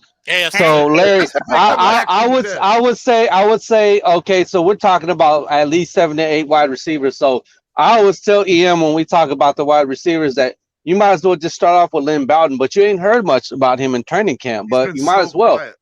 Yeah. You know, he's a Swiss Army knife. You know what I mean? So I would say start with him. We actually used capital to get that guy on this team. But his value, you just put it right there. Now, first of all, based on what we're hearing his play, you're probably right. He's got to step up to keep a roster. But you put his value, why he's more valuable than Grant to this team. You said it yourself, Estefan. He's a Swiss Army knife. He's your backup quarterback, your backup running back, backup slot receiver, your punt returner, and even your if you want to go to that foolish play that one the Wildcat Brown Wildcat. The Wildcat play. Thank you. I'm getting old here, guys. Gotta excuse me. Sometimes you don't. When you're over 50, you get that sometimes. Flip side. See, I would assume. How come nobody talks about Preston Williams drops and injuries? Let me ask. That was one thing I want to bring up. That's one thing I want to bring up, guys. This team, first of all, you can't coach scared. Pamela says you got to. Why get somebody and pay him a lot of money just not playing because you're scared of injuries? You can't coach scared in the NFL. That's a losing formula. Even the bad teams don't do that. Hey, guys, we have a great example. You get hurt in special teams in practice or playing offensive defense. We had a player that had that happen to this roster right now that got hurt on special teams and as on the offense, right? Preston Williams. Yep. It happens. Injuries. It happens. I think the most devastating to me personally, the ones that happen in practice, because not even in the game, but it happens in the end. You cannot coach scared. You cannot. This is what I'll say. You leave when you come up with the roster as far as the wide receivers.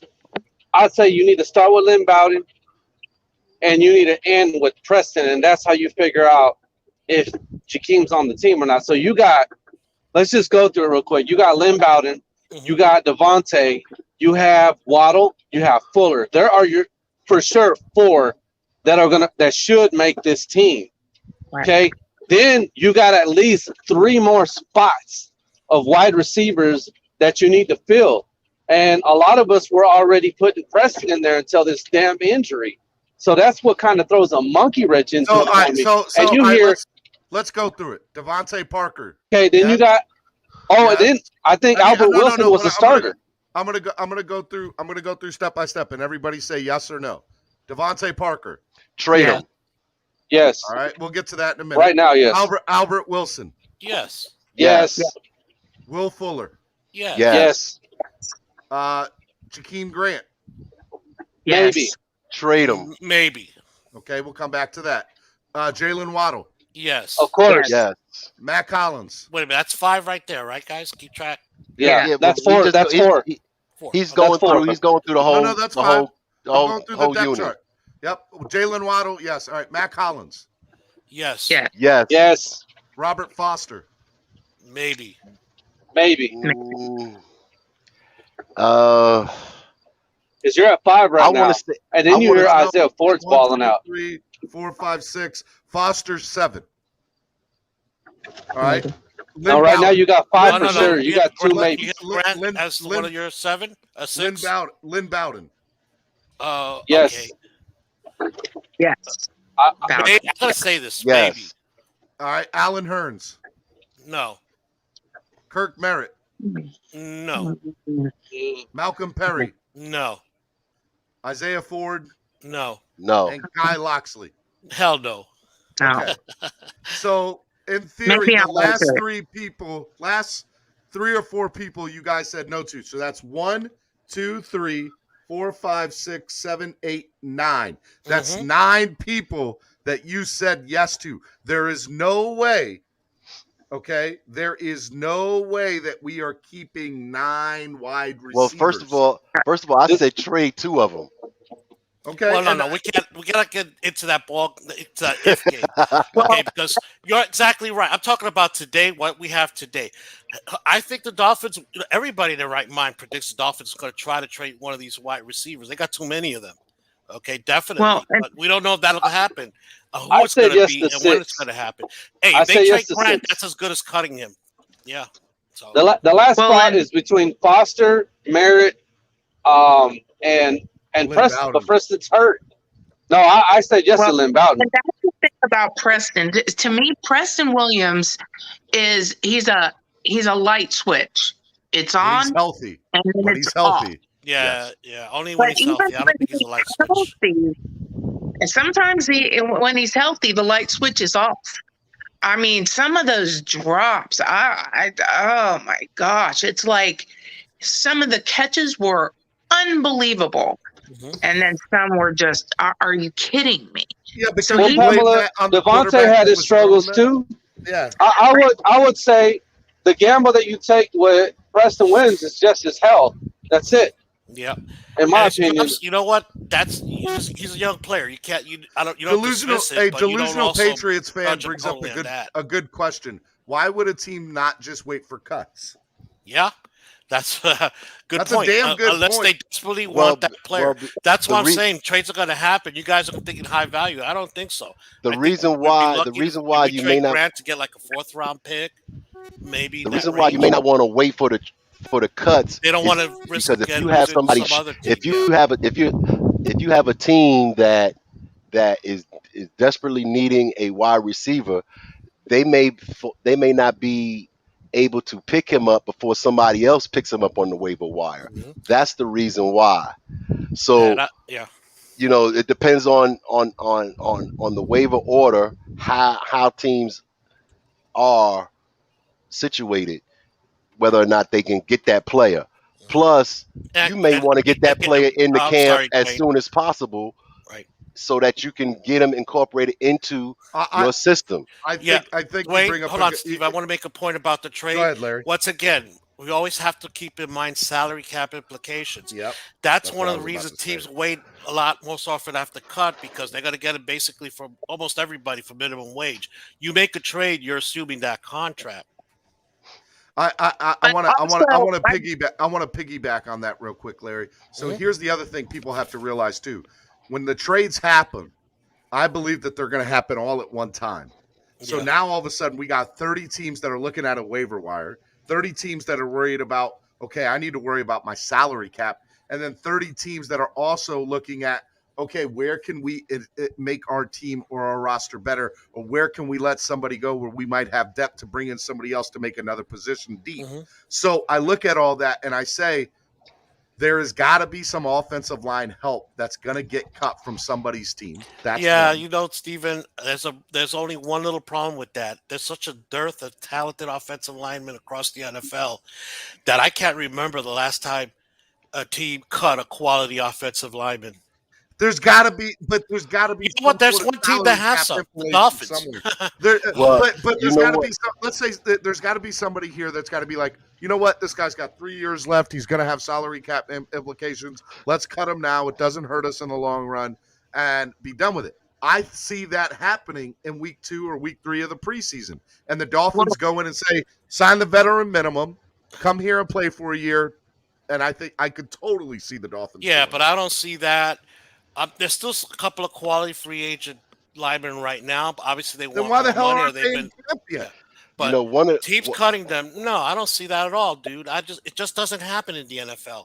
And again, any other position, I could name a team that has some depth. Name me a team that has that you off your head. I don't know has enough depth in offensive line that will cut or trade one of them. But there will be maybe Kansas City, maybe Kansas City. Maybe Kansas City. Roster, not true. They have depth if they're starting because they revamped their whole lot, but they don't have quality depth. Matter of fact, their depth from last year is starting. People like no, they made trades. They made additions. They got rid of 3 of their offensive linemen that started last year. Yeah, and they replaced them with 3. And replaced them, but they also have if you look at that, I'm going to look at the roster and point it out to you, but they are a team that may have one or two players that on the offensive line that you might want to trade for. Okay.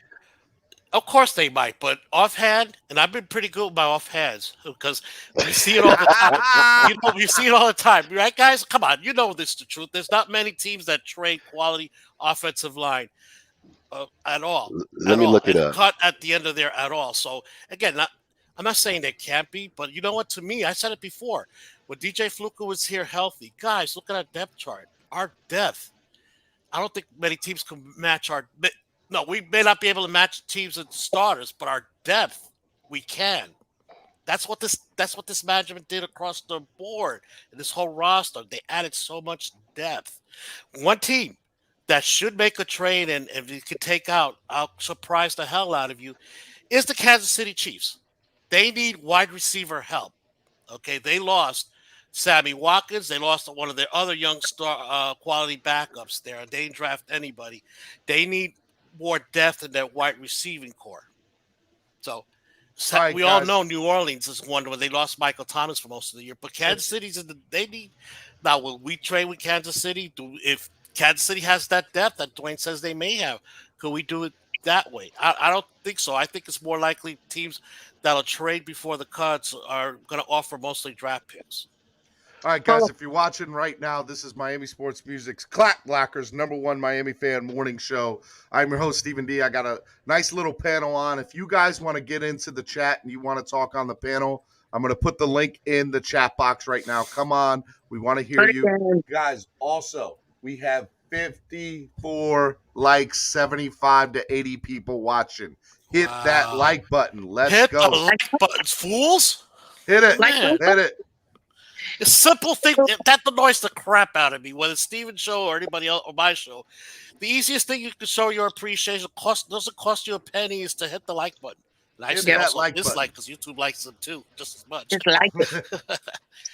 So one of the things I'm looking over some comments, and I understand the thought process of keeping somebody because we don't want that person to hurt us somewhere else. Like I get that.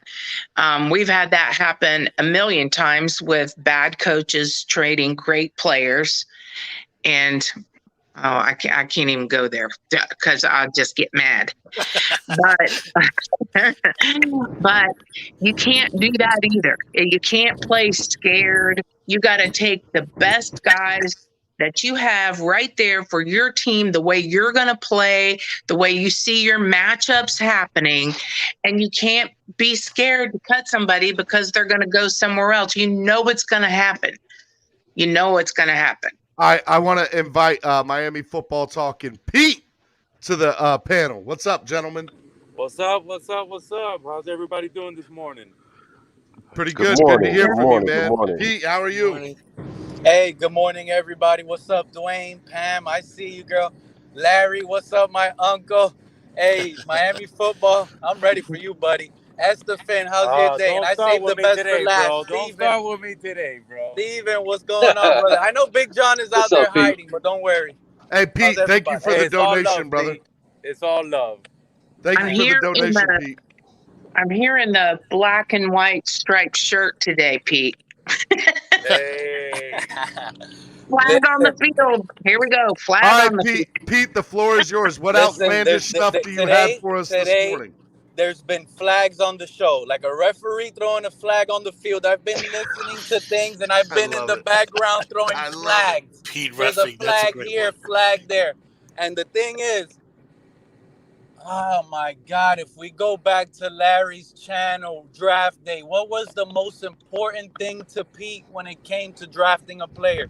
They better contribute day one. We don't want no excuses. These guys need to be high-impact players on this roster. We lost pieces we felt were lateral moves when we lost Shaq Lawson and we picked up, Jalen Phillips. Now you're telling me, guys, he's not on the starting lineup? This is I'm starting to worry, man. I don't know what's going on. I've questioned the coaching staff here, and I don't know. Do they continue to misuse players, management? I hear EM in the background screaming at me somehow, some way, telling me, Pete, he's injured. Get off of Jalen Phillips right now. We don't know. So we need to know. And this is, I don't know, man. Please fill me in and everybody else. Guys, this is what drives me nuts about Pete. Sometimes I don't think he's part of my family when he made comments like that. Pete, you were right, and I was cheering you initially, and then you made the complete opposite a sharp left comment. Right. You said you want the rookies to contribute. You're exactly right.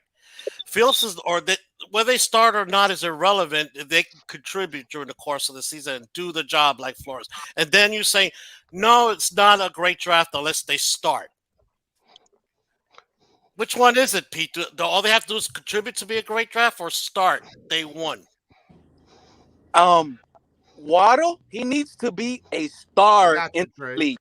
He needs to you're not answering, as usual, Pete, you don't answer my question. Do you hear me, Larry? Because he needs to be a starter day one. No. I'm the dancer here, Pete, not you. Larry, let me fix myself, please. What I'm talking about, especially when it comes to Waddle, he better be the starter. He better be in MVP conversations. This guy was a top 6 pick. Year one. Okay. Guys, this is MVP. why I'm ashamed of my family. This is I'm driving, Larry. I just want to say something. What's up, D1? Rookie of the year conversations. That's what I meant. Does anybody else see the D1 chosen in the conversation, bro? And now you're telling me he's not starting? He's possibly a backup? Come on. That's All is right. not Hold what on, I guys. Hold on, Pete. Go ahead, D1. Welcome to the show. How y'all doing? Long time no see, Steven. Hey, you're breaking up, D1. You're breaking up. Yeah, I think I'm on right now. All right, D1. You're breaking up. I Maybe want go you out on. and come back. All back, homie. All right. Who wants to respond to Pete's outlandish comments? Ask the Finn. Well, I just, I'm not totally freaked out about it because that's the versatility that we have with the defense. It's just a defensive scheme for more wide receivers on the field is all it is. When we face more run-based teams, you're going to see Phillips in that starting lineup. You know what I mean? So I just think it's scheme-based. It just depends on, you know what I mean, who we're facing. And I think somebody mentioned that earlier. I think it was Steven. I give you credit for that, Steven. I appreciate that. Thank you, Estefan. Yeah. I don't think it's that big a deal, to be honest. I just think that's the guy that I'm more concerned about that's not on that roster or that depth chart is Holland. But I know he'll be on there, so I'm not even worried about it. I think it's just a cat and mouse game, and Flo's not going to give his hand away. So you know what I mean?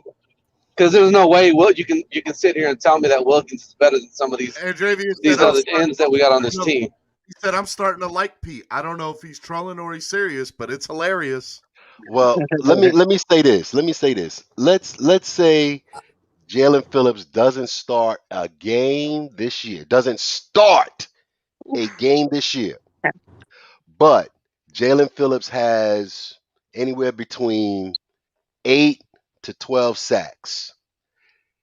He meets the criteria for having contributed and impacted the game. So it doesn't matter to me whether player A starts or player B starts. It is the impact you have with the reps you receive, which is justified by how the coaches think you are performing in practice. So, D-Dub, are you saying that he doesn't? Are you saying that he doesn't start and it's a scheme that we're using, like putting him in certain plays? Are you saying that that's why he doesn't start? I'm saying that whether he starts or not, in my situation, just to go with Pete to say he doesn't start. Okay, he doesn't start. He doesn't start not one game this year, but he has anywhere between 8 to 12 sacks. That's an impactful Say that, season. Dwayne, I got That's you. What that's that's an telling me, impactful season. And it listen, doesn't mean that he didn't meet the standard. It hold doesn't on. mean that It it does doesn't mean mean that. It no does it mean doesn't. that No it totally. And doesn't. let me Because explain guess what? myself. No, Because no, when you're you've saying already that, explained I yourself. could Let me no, I answer didn't you. because now Yes, you you're saying did. what Because you if. put a Now no. okay, You I put a explained okay, situation Dwayne, in. hold on. You had a What I situation Hold on, explained in. Pete. myself Let as him this is a finish, Pete. factual thing that's going on. You put a You're going by situation what ifs in. right now. And I'm No, gonna no, go by no. what your what ifs No, are right I about went to now. your If I you're went to telling your me stat. we I went drafted to a your defensive statement. player that's only going to be used in pass rushing situations because that's what you're telling me. He's going to get a good amount of sacks, but he's not a starter and he's just going to get limited reps. You're No. telling me a player that contributes that's a good You amount of know sacks. what? I'm not I'm going to gonna argue that. But he's only getting agree put with Pete in there. pass rushing situations.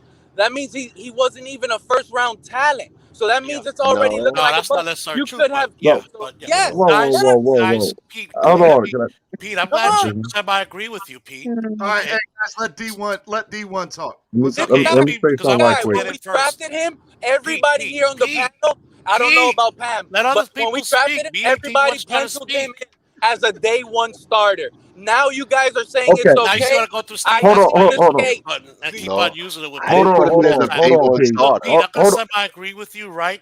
If Jalen Phillips is all he does is become an outstanding pass rusher, that's great, but it's disappointing because he's, to my opinion, what's gonna set him apart is he's gonna be an all-around edge player, meaning that he's gonna be terrific at the edge as well.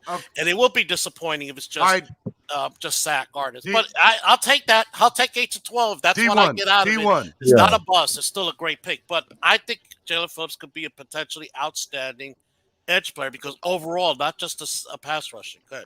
All right, D1. Well, I just got to say, I just Hold on, Pete. Hold on, real Pete. quick. I would Hold say on, Pete. Let D1 go. D1 Hold go. on, Pete, because I came in this and heard you say that Shaq Lawson for Phillips was a lateral move. Are you effing kidding me? Are you effing kidding me? no. Shaq Lawson So you're and telling me Phillips is a that's not a lateral lateral move. move? You're gonna What did sit here Shaq and try Lawson to do tell last year? me No, a you rookie tell me that's what not Shaq even. Lawson Go did ahead. I'm last gonna year. let you finish, but watch how What I'm did gonna Shaq burn you right Lawson do now. last year for us? What did Shaq Lawson do last year for us? Hey, D1, don't go there. Shaq Lawson played well for us last year. But out of Yeah, he did. all the D linemen compared to Raekwon, to Christian Wilkins, to Agba, to AVG, he was the least important out of all of them. No, he won't. You All don't he was understand. No, good You don't he for, played understand his role, football, then, my bro. I don't friend. know You about don't that. understand football. exactly. He set the No, edge I'm and talking about everything. you, D1, not Pete. Shaq What, Lawson was just as important to us as Emmanuel bro? Agba because and I don't we'll think just so. go look at his play last. The first 4 games, he I was saw the play. terrible and how terrible we were. Once he Hmm. got into setting that edge, that's so important for Bro, this defense to set the Larry, edge. I wanted That was everybody his on the job. defense could have He came did his back last job. year, but Okay, Lawson. yeah. So I don't. didn't care for Lawson. I'm sorry. That's fine, You but would you're give wrong high about praise that. You to don't him. understand what Lawson did for this team I and what he does. understand what he did for this team. I want more. Apparently, I want no. more. Okay, fine, but you're not going to find more very often unless you draft a talent like Jalen Phillips and he Larry, develops. Exactly. Larry, That's why I'm Larry, saying, Larry, how is that a Don't ditch lateral Lawson. move? Larry. That's my He issue. wants more. This guy wants more, right? And the guy he Mm. wants more from is not even on the starting depth chart, and he doesn't understand. That's what has me on fire So right was now. Shaq Lawson on the field every single down, Pete? What downs was Shaq Lawson in? Shaq Third Lawson played a downs. good amount of down, and I don't know. They No, started taking him no, out. They no, started taking him out. no, Lawson was a no. starter again not because of pass rush for third down, because he was I our don't care if edge he's a on starter. defense. When did Yeah, we put he him in played the most of game? the In what plays. He played situation? most of the plays. I Okay, don't have the I just, PFF I don't plays agree now. with your take, bro, because What it's almost like what a matter of fact situation did take. Shaq Like, Lawson play in? you're trying to but look, compare bro, Shaq we Lawson came to from Charles Harris, bro. That we thank God Greer got trade value out of that. Couldn't do anything at that position. Shaq That's Lawson gave us a whole lot more. I'm more appreciative for what he did for I this can't team, believe we got and something for Charles I Harris. just, That's crazy. I it just don't, really I so don't our get. expectations are so low on Charles Harris that Lawson, who did a mediocre job, he didn't do a great job. He did a mediocre job, but he did his job. I want more because out of everybody else that I named, he was the least impressive to me. He did his job. Why do you think we gave him up so quickly? We signed him and traded him for Menardrick McKinney, basically. That right there is not a lateral move. And Lawson for that was a Phillips better is Oh, not move a on lateral our end. move. That's and where you I know what? give Greer I'm some. glad EM isn't here, D1, because he eat you alive right Oh, now. EM is in the comment box. He already he's What? saying What? Yeah, He's it's ready. so loud. Wait, Play Jalen talent wise, Phillips. I think Jalen McKinney Phillips has is it over Lawson, and it J, was a system fit on both of them. Part that they Jalen made Phillips that was trade. picked to replace Kyle Van Noy on the edge, Hmm. as well as get sacks from the edge. Okay, Shaq Lawson was traded for McKinney. McKinney is to provide the run stuffing that was lacking. That's the. I mean, it's not even a matter of a lateral move. It's more of looking at positions where you need to do better. If Jalen Phillips, now granted, he's not on the depth chart number one right at this point in time, but I I'm believe looking by at it. week one he will be. I'm looking at it as if he's allowed to grow, he will get enough snaps to be impactful with respect to sacks and with respect to making tackles on the edge to where you will forget about Kyle Van Noy, you will forget about Shaq Lawson, That's what and I'm you will be saying. thinking, Like I want Jalen right, somebody more Phillips. impactful. I want somebody that will do more. Shaq Lawson wasn't an every down out there. When we come out there, when we was in blitzing situation, he was out there, but he wasn't getting the pressure. It was coming from other Jack people. All Lawson right, was from the actually other getting side. some of the biggest offensive linemen, and he never saw a running back block him ever while he was a Dolphin. This guy Whoa. always took the biggest guy's attention, and he always had to fight. And the only difference between Shaq Lawson and Jalen Phillips, Lawson is a better run stopper, and Phillips is a better pass rusher. So you got to pick and choose what you want. So we traded But And off. that we're not And gonna what, whoa, Pete. so we got We're not gonna act like James Phillips can't set the edge now. That was one of his pluses. well. First of all, where I am gonna act like Jalen Phillips is not setting the edge because he's not starting. I'm not gonna question his pass rush moves. Why are we worried about freaking I'm not starting and gonna it's question only his the pass first rush week of moves because preseason? what you do in college, all those little tricks and moves you do in college, you could do those same moves in the Pete, NFL. Nobody can take that away from you. Pete, But one thing is Pete, get strength. the you shovel out your hand. Throw the shovel away, cause bro, you digging hard, man. bro, I don't Pete, your things be out there, bro. And I'm I all don't for know. people being out there, but yo crap that you spew is just no other. So say it again. What Like was crap that I just spilled right now? You just said that Jalen you Phillips couldn't set the edge. Pete, I have your back I all the never said time. Jalen. I said I can't have your back on this one. okay.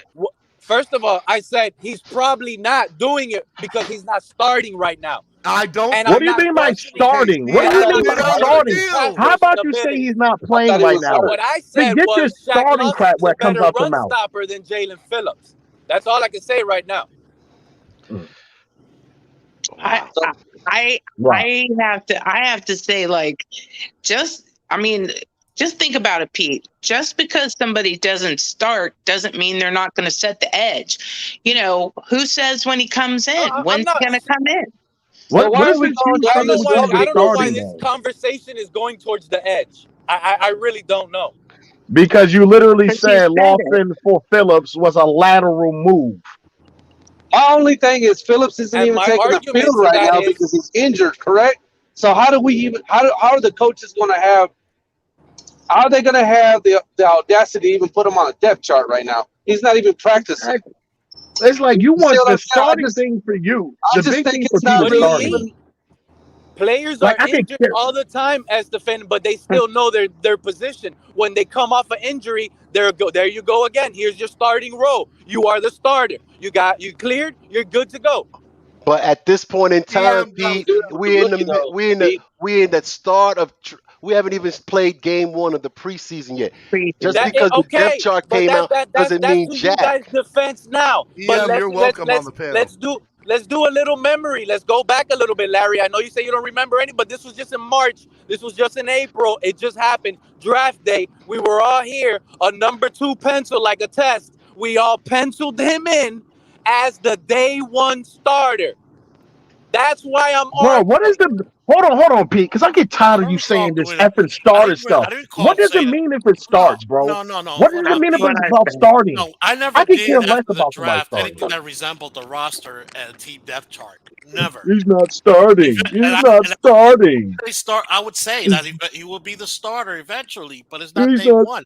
And if starting. you didn't He's a listen to my bust. show, Okay, Pete, so I told you He's a defensive bust line is because he's one of the not hardest starting. positions to come in and make an immediate impact in the NFL. It's one of the hardest, just like quarterbacks and wide receivers and He's not cornerbacks. starting.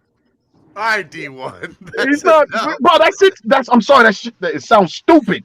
Okay, Freaking, D1. By the freaking way, it sounds Kareem stupid Hunt to is you not a starter, because maybe but by you the don't way, understand D1. the Kareem value Hunt at is the not a You open position starter, that that. was but he drafted put stuff and in what there. he was Hey, supposed hey, to draft. guys, hold on a second. Pete, hold on. Let me defend you. Okay, D1, since you opened that door by saying what he said was stupid, what you said about Shaq Lawson not playing the majority of plays was also stupid. I have the facts.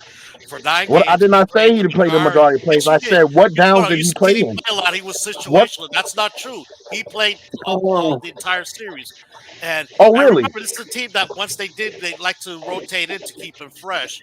But the majority of the games, a couple Hey, of games like you in a said, couple of plays, he had right? played Like you said, 45 Larry, or more they plays. rotate a That means lot, he right? played the majority of the snaps. They And rotate, like right, no, bruh. He but didn't. take you what? Don't do a Pete and try to get yourself out of a hole you dug yourself I'm into. not getting Okay, How myself you out of a done you hole. dug yourself I'm Shaq in not. and Lawson. y'all Excuse me. said First of You I all, say a was done? I don't situational dig This player. myself in man holes. I stand by this what I man You said. has said he was a 2 Do I have situational shovels a right mute player. now. all button? Is there a So mute you all tell me, compared to how many reps Be did everybody else on reasoning. the You may front not four do get? it in But regular Y'all, season. listen, When you get let's warmed get up, technical I now. bury you. I bury you faster than Let's get technical. How D1, many you know snaps did why you're Lawson have this cooked? year? How many reps D1, you did know why Lawson you're have this year? cooked?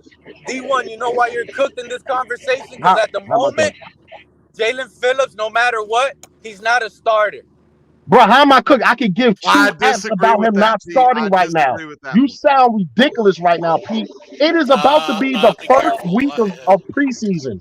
It's about to be the first week of preseason. It's about to be your first time joint practicing with another team. I could give two F's about who's starting and what's the depth chart right now. I don't care. All right, Do D1, you? D1, Hey, D1. do you think the Jets Bro, feel the same way calm about Zach down. Wilson? Do you You're think at a they'll 10. care if Zach I need Wilson you is at a starting 2. or not? I'm at a Flag 10, on you the said? field. Yeah, I Flag need on you the at a field. 2, my guy. I'm really not at a 10 yet. You'll know when I'm at a 10. I'm at 5. The only issue I have with this topic is the fact that Shaq Lawson, when we got him from free agency, we might have overpaid for him, but he contributed to the defense playing good because he set the edge and he played his position. Where I don't agree with D1 is when you're talking about the reps that he took, his backup was Strobridge, and that I could remember. What? I looked for Strobridge as much as I could, and he wasn't on the field that much because why? Lawson was out there, bro. So I'm just saying that was his Can backup. somebody give me the reps of how much Lawson's how many reps was out there? How many snaps did he take compared to other D linemen? Can anybody give me that? Bro, if Lawson was healthy, he was out there, bro. You're gonna have to do, bro. I counted. You got to do your See, homework. I'm counting right now. I do my homework. I don't say He ridiculous was stuff injured like you do, for a Pete. couple of games, so we got to You back got to that do out. your And homework, he man. played limited because of the injury. So out of That's about right, 11 man. games, he played It's not his 45 or 40 or more snaps. EM Right? said Which y'all is can't play EM for 1, this one. 2, 3, 4, 5, Not his 6, fault. 7, 8, 9.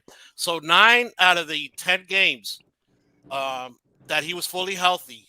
Actually, 9 out of the 11 games, he played 45 snaps or more. Okay, Hey, that's the fact. That not a And he, routine. and he, and he What is missed some that? games. So what is that check comparison this to the out. other D Check linemen? this out. About 60 Let's snaps in say the game, and we That's what I'm recognize asking. Dolphins keep players fresh by rotating and having some Exactly. Yes. taste of strong. But he played the majority. He overwhelming majority of the snaps because first, second, and third down, my friend. y'all not remember that? All Was right, it guys, you're Lawson? listening to Wasn't the it? Wasn't it crazy Shaq panel. Lawson that smacked Jared Goff in Hold the on, Rams game Pete. and forced Hold the on, fumble? Pete. Hold on. No, that was Agba that smacked him and he picked the ball up. Get it right. All right, yeah, hey. By the way, can I answer Bowleg, which says Oh, hold 45 on. snaps, Hold on. 47%? That's not true. Hold up. It's 45 snaps, but All right, everybody hold up. You're listening to Miami Sports Music's #1 Miami fan morning show, Clock Blockers. I'm your host, Stephen D. I got a crazy panel right now.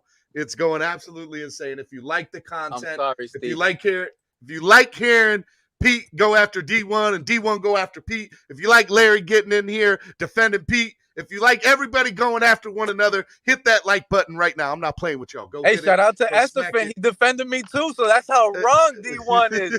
I love it today. Hey, I mean, if that's what you think, I mean, you're not really right most of the time, so I know why you gotta, But get a biscuit for it. But today Yeah, I mean, if you're praised that you're finally right one time out of a million, I mean, this I feel a sun shines on a dog's eye. All right. D-Dub, Hey, go ahead. just to give some stats, Shaq Lawson in 2020, 17 solo tackles, 11 assists. He had 5 sacks. Now, mind, he played how many games? How many games did he play? You said 11? 11. I think he played, what, 13? 11? No, he didn't play 30. He missed Because he about was 5 hurt. games. But Yeah, he was hurt. He was hurt. That's right. He had 5 sacks. His snaps, he had 203 run defense snaps and 351 pass rush snaps. So 5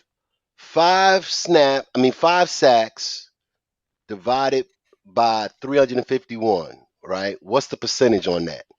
That's about maybe 3-5% of his pass rushes. 2.5%, 3%. Yep. Yeah. So are we looking for an upgrade? Yes. Okay, that's the reason why he got traded for a run stopping middle linebacker or linebacker, and they're hoping that Jalen Phillips can provide more rush and more sacks, more rush pressure, more rush sacks. Okay. And you also have to know in those stats that you're giving great stat work, by the way, but how many yards on those tackles and assisted tackles did the runner get before he got the tackle? Because if he got 20 yards on a tackle and he finally got him, I don't know. Was that a good stat? Was that a good I There's only one tackle? problem. I always look at yards after catch. I always look at yak because Yeah. I feel like that's There's only one problem with when you're analyzing Shaq Lawson. Again, strictly numbers like that, you're not looking at the overall picture of what he does for the defense, which is not going to come up in stats, right? So that value. Hey, guys, Dolphins one of the worst defenses the first 4 games when Shaq Lawson was struggling. Okay, primarily with the edge. After he started, remember, go back, and Flores was it sounded like he was already on the bench, and he didn't improve his edge. Once he started doing that, setting the edge is, well, it may, in the run game, it's not going to give you a lot of tackles if you understand what it does. You're basically forcing the running back to stay inside. Hey, and Pete. somebody else could clean up, like a Zach Thomas, like a, So out of our front seven, we only literally replaced Lawson. What does that say to the grand scheme of things of what he did for this on defense? But why do we play? What the fuck? No. Let me explain something, okay? Shaq Lawson was not a scheme fit for this team. Larry just said he did a great job. Yeah, he did his job, but he was not a scheme fit. That's what I'm saying. Compared to everybody else, he just he was the least impressive. You basically were implying he didn't play well. That's not true. No, I didn't say that. I say he was the least impressive compared to AVG, and I named everybody. I named Wilkins, Ogba. Chart, you can see why Lawson's out of there even before they had Jalen Phillips, right? They're going to a more standard 3-4. AVG is the type they're looking for, more of a combination stand up in the hands lineman. Okay, and they said that I want to make Shaq a Lawson's point going in to do here a great too. job with Texas because they play a 4-3. That's what guys. Let the lady talk. So let me make a point about the first 4 games where the defense was terrible when Lawson struggled, right? So let's talk about that. Was it because he struggled and got better, so the defense got better, or was it he made the defense struggle because he was struggling? You understand what I'm saying? Like I don't know how you can say once he got it together, then the defense was better. Can I answer that, Pamela? Go back in my show before the season started. I said the first 4 games for teams like the Dolphins that had a lot of turnover, the first 4 games was basically our preseason. Okay, the whole team struggled, not just Shaq Lawson, but we're talking about the reason I bring up Lawson because that's who we're talking about here. Okay, the whole team struggled, and I didn't panic because it's like you literally because they didn't even see each other with the COVID-19. First time you have people meeting each other, almost literally. I'm sure they met, but other than on the video, a couple of times I saw, but almost literally contacting each other first time when the first game of the season. So no. So I understand that, but I don't think you can blame the defense was bad, because he was struggling, or the defense was bad, and once he got it together, then he made them better. I don't think you can say that. No, I didn't say that. Okay, the only reason I'm focused on Shaq Lawson because Shaq Lawson is the point of conversation here. It's not the rest of the defense. So what side of the defense? The point of conversation. Thanks. Let's make this clear. 1 second. The reason why this conversation is going on is because of the depth chart. Don't forget that. So the same could be said about Jalen Waddle. I don't want to have this conversation only about Jalen Phillips because Jalen Waddle is in the same position, guys, and we just finished giving up 2 first-round draft picks for this, guys. And what I mean by this, I think he has high bust potential. And the reason why I say this is because we have a guy like Jamar Chase. He goes to Cincinnati. That's it. He's the number 1 guy. That's who it is. That's the jersey seller over there. That's Joe Burrow's target. If he gets hurt right now, he'll go on the injury list. But when he comes back, he'll still be on top of that depth chart. Like, that's his spot. We drafted Waddle. He has yet to claim his spot. And he's actually worth more than what Jamar Chase was worth because we gave up 2. Now, that argument alone could be said with Jalen Phillips because Jalen Phillips was drafted with the number 15 pick. So that's a high. You're a 15th tough player coming out of the college, and you're not getting a starting position, I understand second rounders could get away with it. But when you're a top 15 to, I would say, top 25 player coming out of college, you should almost have that position signed and delivered to you, and you need to excel. And at least not excel to a Pro Bowl level. You still have learning curves, but you need to show traits that you're going to be that player at that position for a few years. If not, that you're their franchise guy for that. All right, let me expand on this a little bit. So, number one, I have to totally disagree with you about Phillips. We're talking 3 weeks into training camp, who hasn't even played that much, who's not like he hasn't gotten reps, right? So the reality is, if you're not on the field, how can you ever progress on the depth chart? The moment he gets on the field, Steven, you got to play. I'm just saying, it's the first few weeks of training camp, man. And so, in my opinion, when he starts playing, he's going to shoot up that depth chart like crazy. Phillips will be a starter as soon as he starts being on the field. Mark my words, it will happen. That's one. Number two, Waddle. The reason that you don't see Waddle in there is because why did Pete leave? The reason that you don't see guys, Pete, I'm sure people out there are going to say Pete's a coward. Oh, no. You see, the only one that has a cheaper phone than me is Pete. It comes out all the time. No, that's the truth. And it conks out every once in a while. All right, I'll bring somebody else into the panel. I just want to say something real quick, Steven. I think, this is it's good to speculate, but I think the easier take on all this is the fact that these guys are just rookies, bro.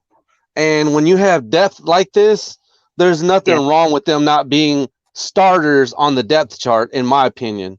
So, and it kind of goes back to what Pamela was saying earlier. So kudos to Pamela. You know what I mean?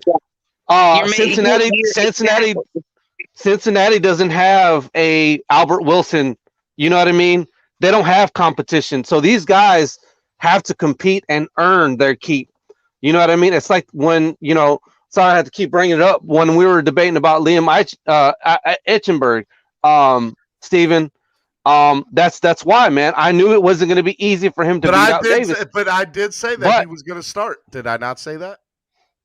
No, we're talking about the tackle position, though. He was drafted as a tackle, I said he was homie. going to start somewhere on this offensive No, line. bro, you need to take that L, Steven. You need to quit moving that goalpost there. Listen, bro, the best thing for this team right now, to be honest with you, even if you want to move Robert Hunt back into that right tackle spot, I think that'd be the smarter thing to do because he has live in-game reps as a professional. Liam Eichenberg doesn't. So it's going to take some time for that guy to just acclimate to the NFL. So I'm not saying, he shouldn't start at the tackle spot at some point. I would like him to, because we would have depth at that position at that point. Because we have depth at guard. I don't see where we have depth at tackle anymore.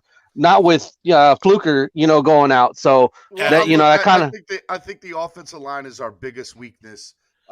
Real quick before I go further into it. Guys, 65 likes, 82 people watching. Wow. Tell them everybody. Tell them everybody. Wow. What, you guys are disgraceful, man. When it comes to I wasn't saying that. I wasn't saying y'all disgraceful. I didn't say hit that like button. Yeah, I finished off. Y'all got a job to do. When it comes to the like button. It costs you nothing to hit that like button. That's it's free. Exactly right. Like everybody, like. Hit that like button like the Miami Heat hit all them bricks in 2014 when the Spurs took them out 5-1, baby. Spurs go, baby. Hey, let me ask a question. I would like to say about the roster thing. So, when coaching, and a lot of these guys are kids, they're definitely kids.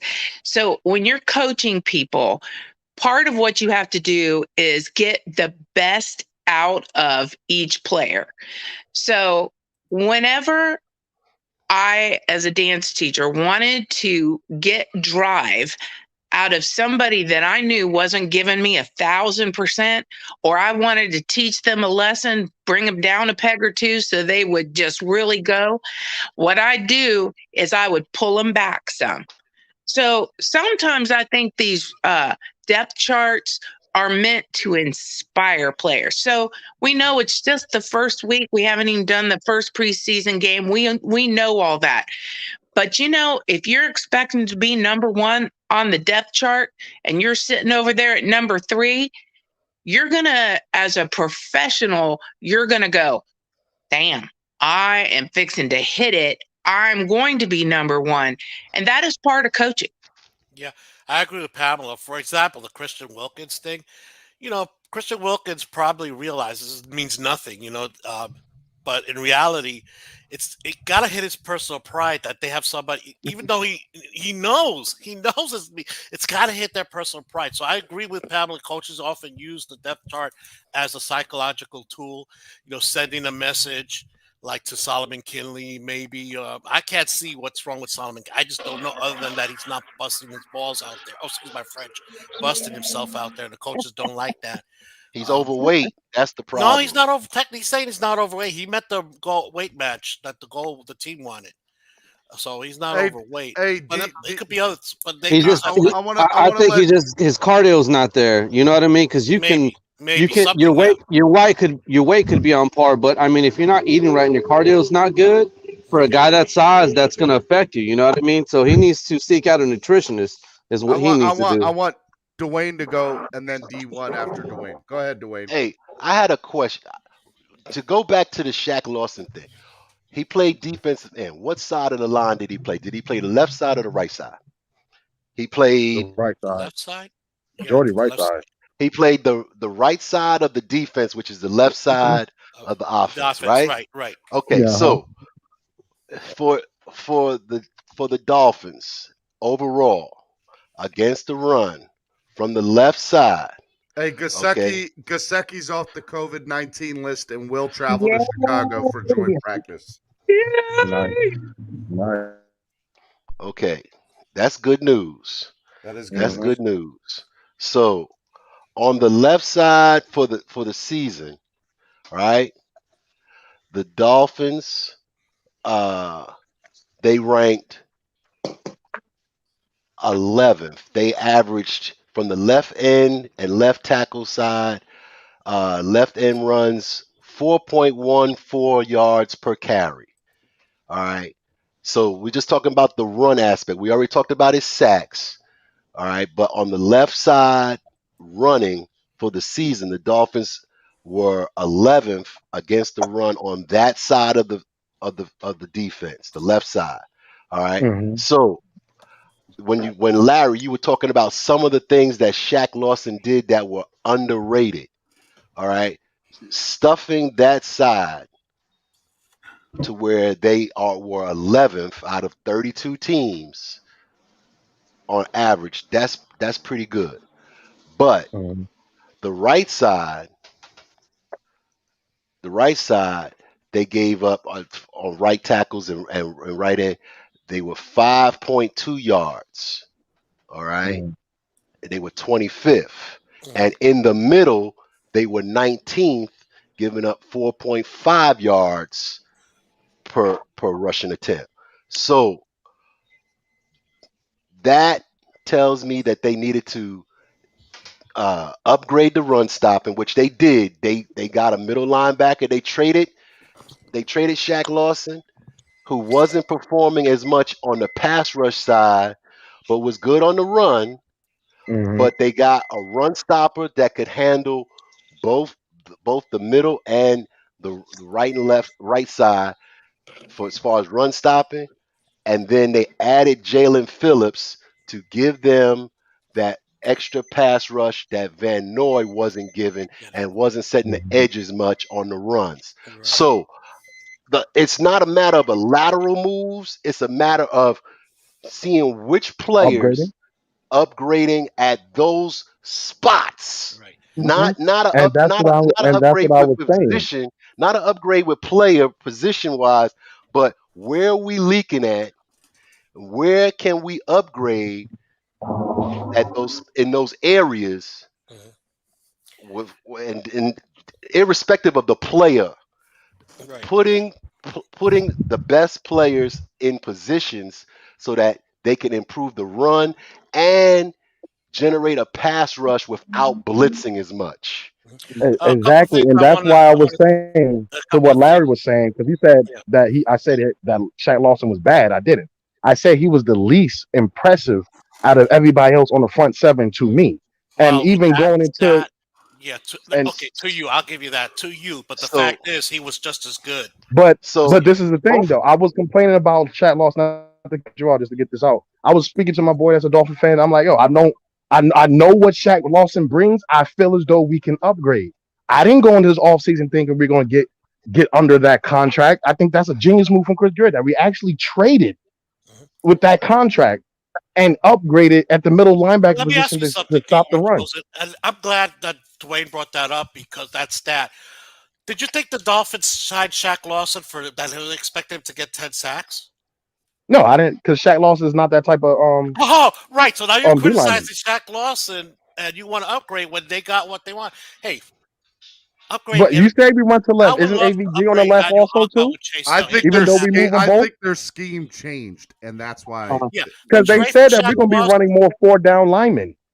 Do you We're want gonna to run listen? more four down linemen. Okay, They said. listen. One of the reasons, one of the chief reasons they traded Shaq Lawson, it was a better scheme for both teams.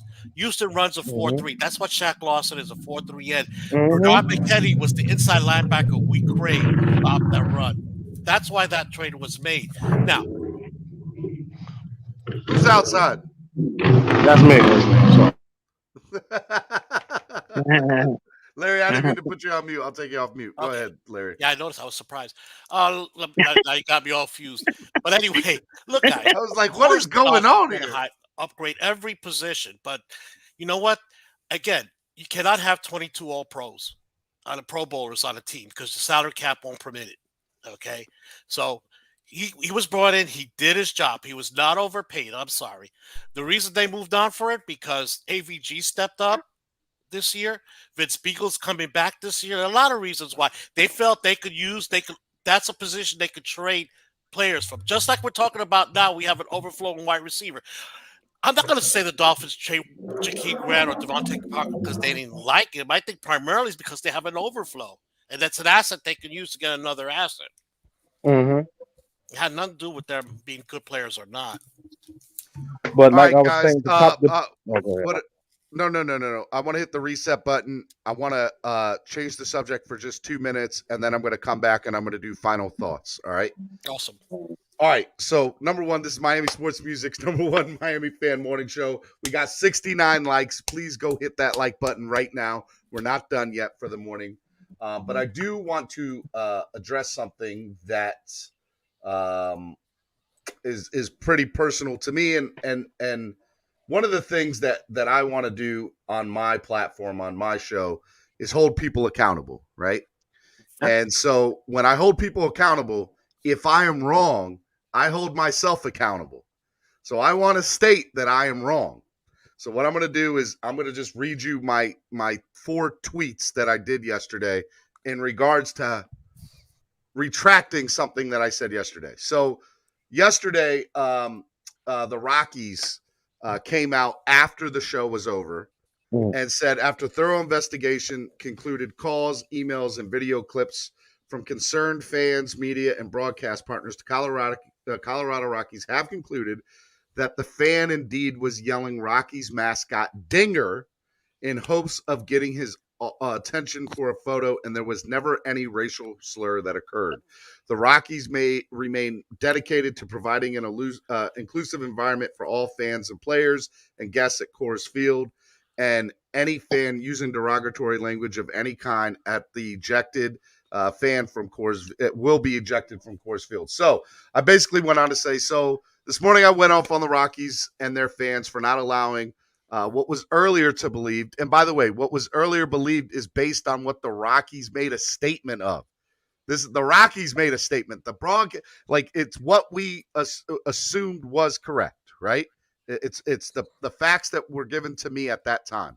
It wasn't, hey, I heard on Twitter. It was the Rockies said this, the broadcast partner said this. Listening to it on the broadcast, it did clearly sound like he said something else. And he goes, I do want to say I do apologize for going off on the Rockies and their fans, but I will not apologize for going off what I believe in. And I go on to say, in too many times, people have stood on the sidelines of racism and just let it go without a hitch. And had this been a time I wanted to be a voice that stood up, I'm really glad that this was not what we thought it was and was just a bad case of communication.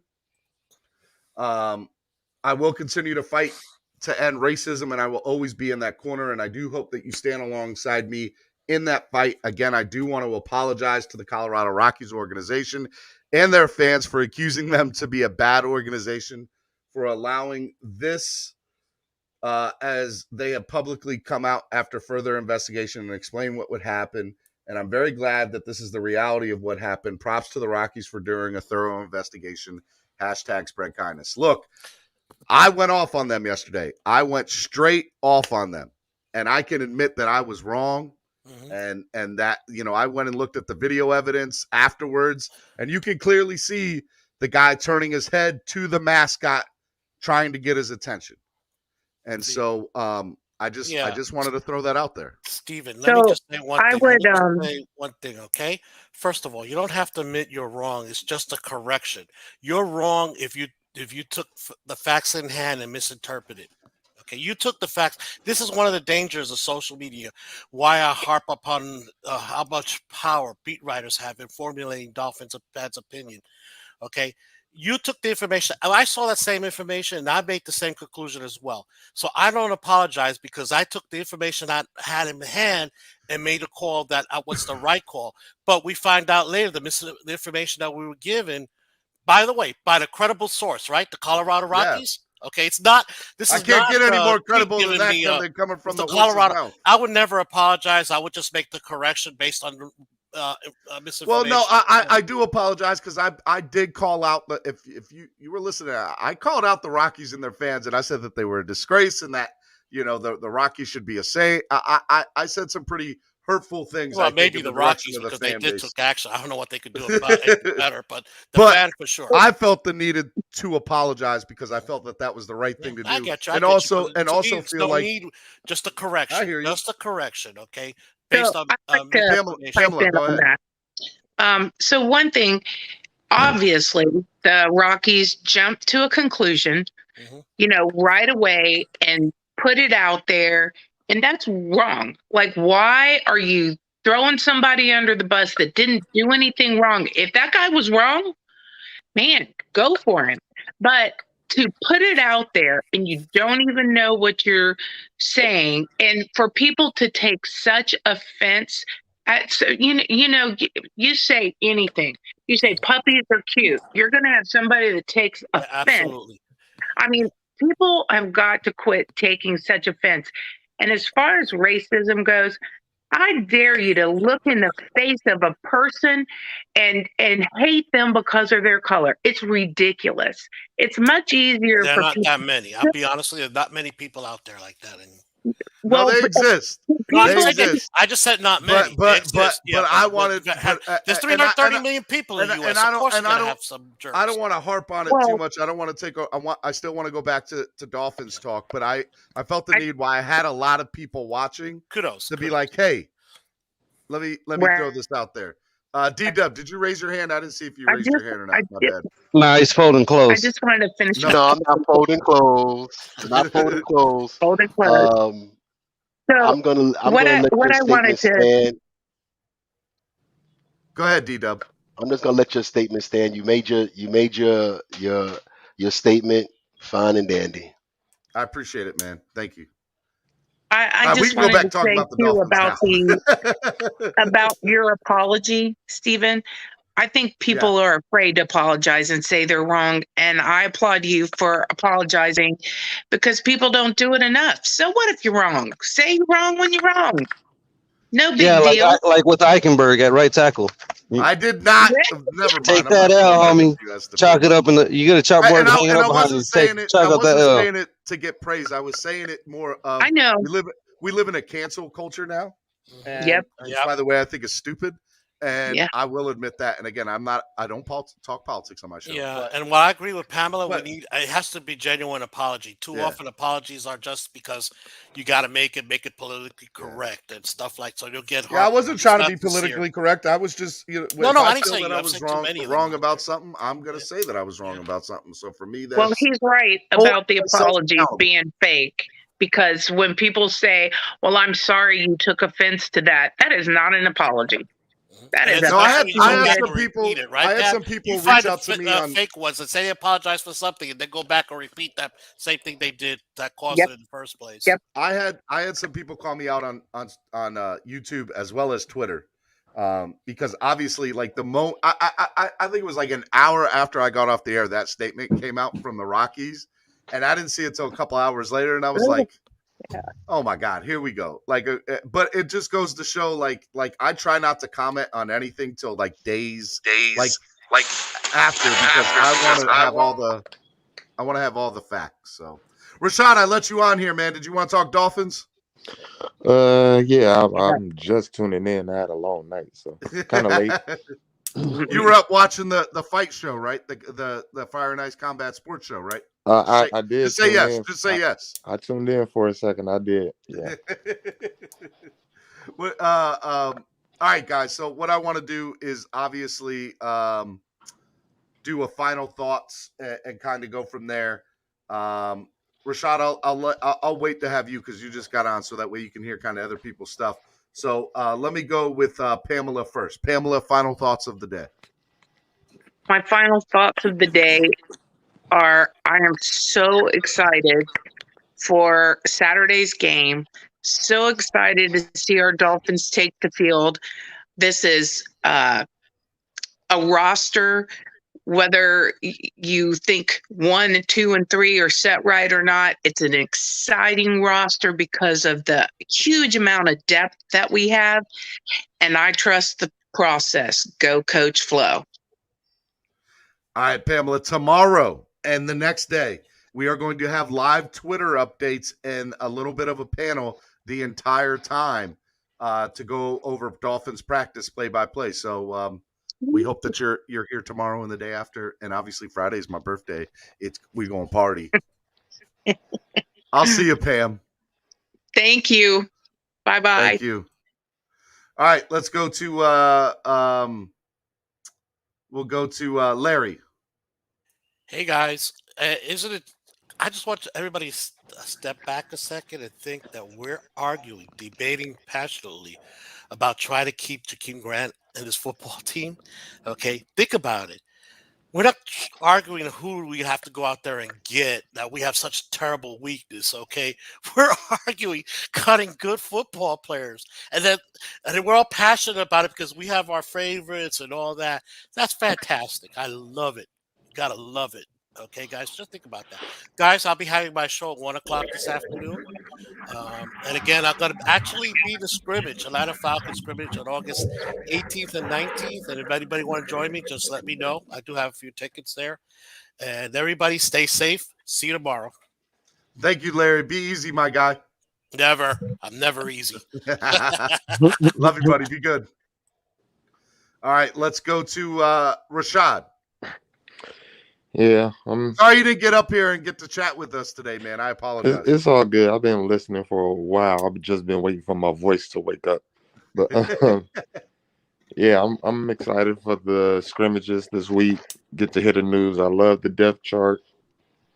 It's nice to see where the team has everybody placed right now. I'm looking at this nickel 3-3-5 base defense, and it's not what I expected, but Jerome Baker is outside and not in the middle, which is perfect for me. But yeah, that's what I'm looking forward to this week, and of course the preseason. Hey man, I appreciate you coming on. I love your I always love your X-Men. You spoke it into existence, man. The X-Men was staying, bro. All right, brother. I love you, man. Be good. Yep. Thank you. Yep. All right, and then there were 4. So I'm gonna let D1 Chosen go. The chosen one. You can hear me? We can hear you, my guy. Hear me clearly? Okay. I'm not done with you yet, neither, P. I'll be right in that Larry stream, going at your head, okay? With your asinine takes. But I'm excited for this. I don't even want to get into Sam. I'm excited to see our team go against people other than ourselves. Yeah. I'm excited to see how Tua performs in these joint practices starting tomorrow. Um, I'm excited to see, or I guess here, because I doubt that we'd be getting many videos from it. But I just want to see how this team is going against another team in practice. I hope there's no injuries or anything like that. I hope everybody makes it through healthy. And also, Pete, your asinine saying we shouldn't have gotten Waddle. You tripping, but all right. D1, you're the man, And brother. the season coming. The season starting back up. You know I'm a trash talker for our team in the TTC when we rep our team stuff. So look out for my content. D1 Chosen 973 for Dolphins content. Guys, go check out Trash. D1 Chosen.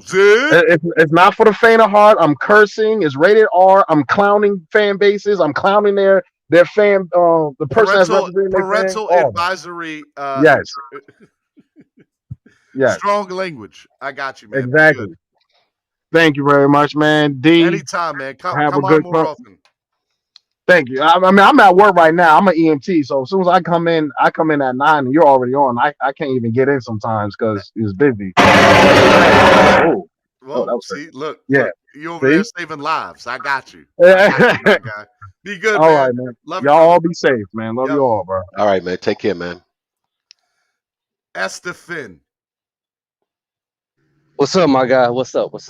Take that L, Steven. Take that L, bro. I'm not taking it. You were wrong. I refuse. So, yeah, man. I've been out of loop for a minute. I was on vacation. Shout out to TD because he kept me posted on a lot of stuff. And man, TD was one of the higher critics of Tua, not in a bad way. It was he just reserved, waiting on Tua to come around. So to hear a lot of positive things coming from TD, it gives me high hopes for Tua. So that's what I'm looking forward to. I'm looking forward to this offense finally. I'm not worried about our defense at all. Like, in my opinion, Phillips not being on the roster is like the least of my worries. It's this offense and this offensive line. So, but just hearing TD say stuff like they were doing good in pass blocking, and Tua was balling out, like that goes a long way for me. I don't care that he's throwing picks. I heard he threw 2 picks. I don't care about that. He needs to work that stuff out, in practice and, try to minimize that come game time. So I'm really high on what I'm hearing about Tua, man. I mean, it's very positive. Like, it's almost making me forget about Deshaun. So, but I still got to see it for myself, man. So I'm just saying the hope is there. You know what I mean?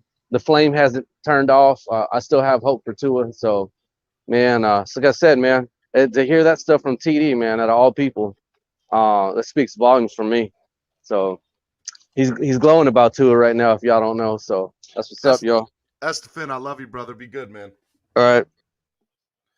And then there were 2. What up?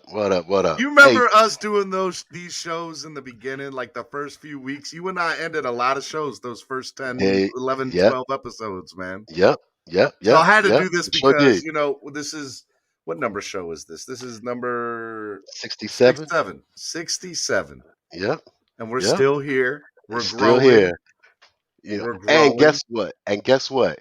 We went a whole show without mentioning the Houston quarterback and we almost Xavier Howard. The whole show. It was. The whole show. A good episode. It was a great episode. It was a great conversation. Just to my final thoughts.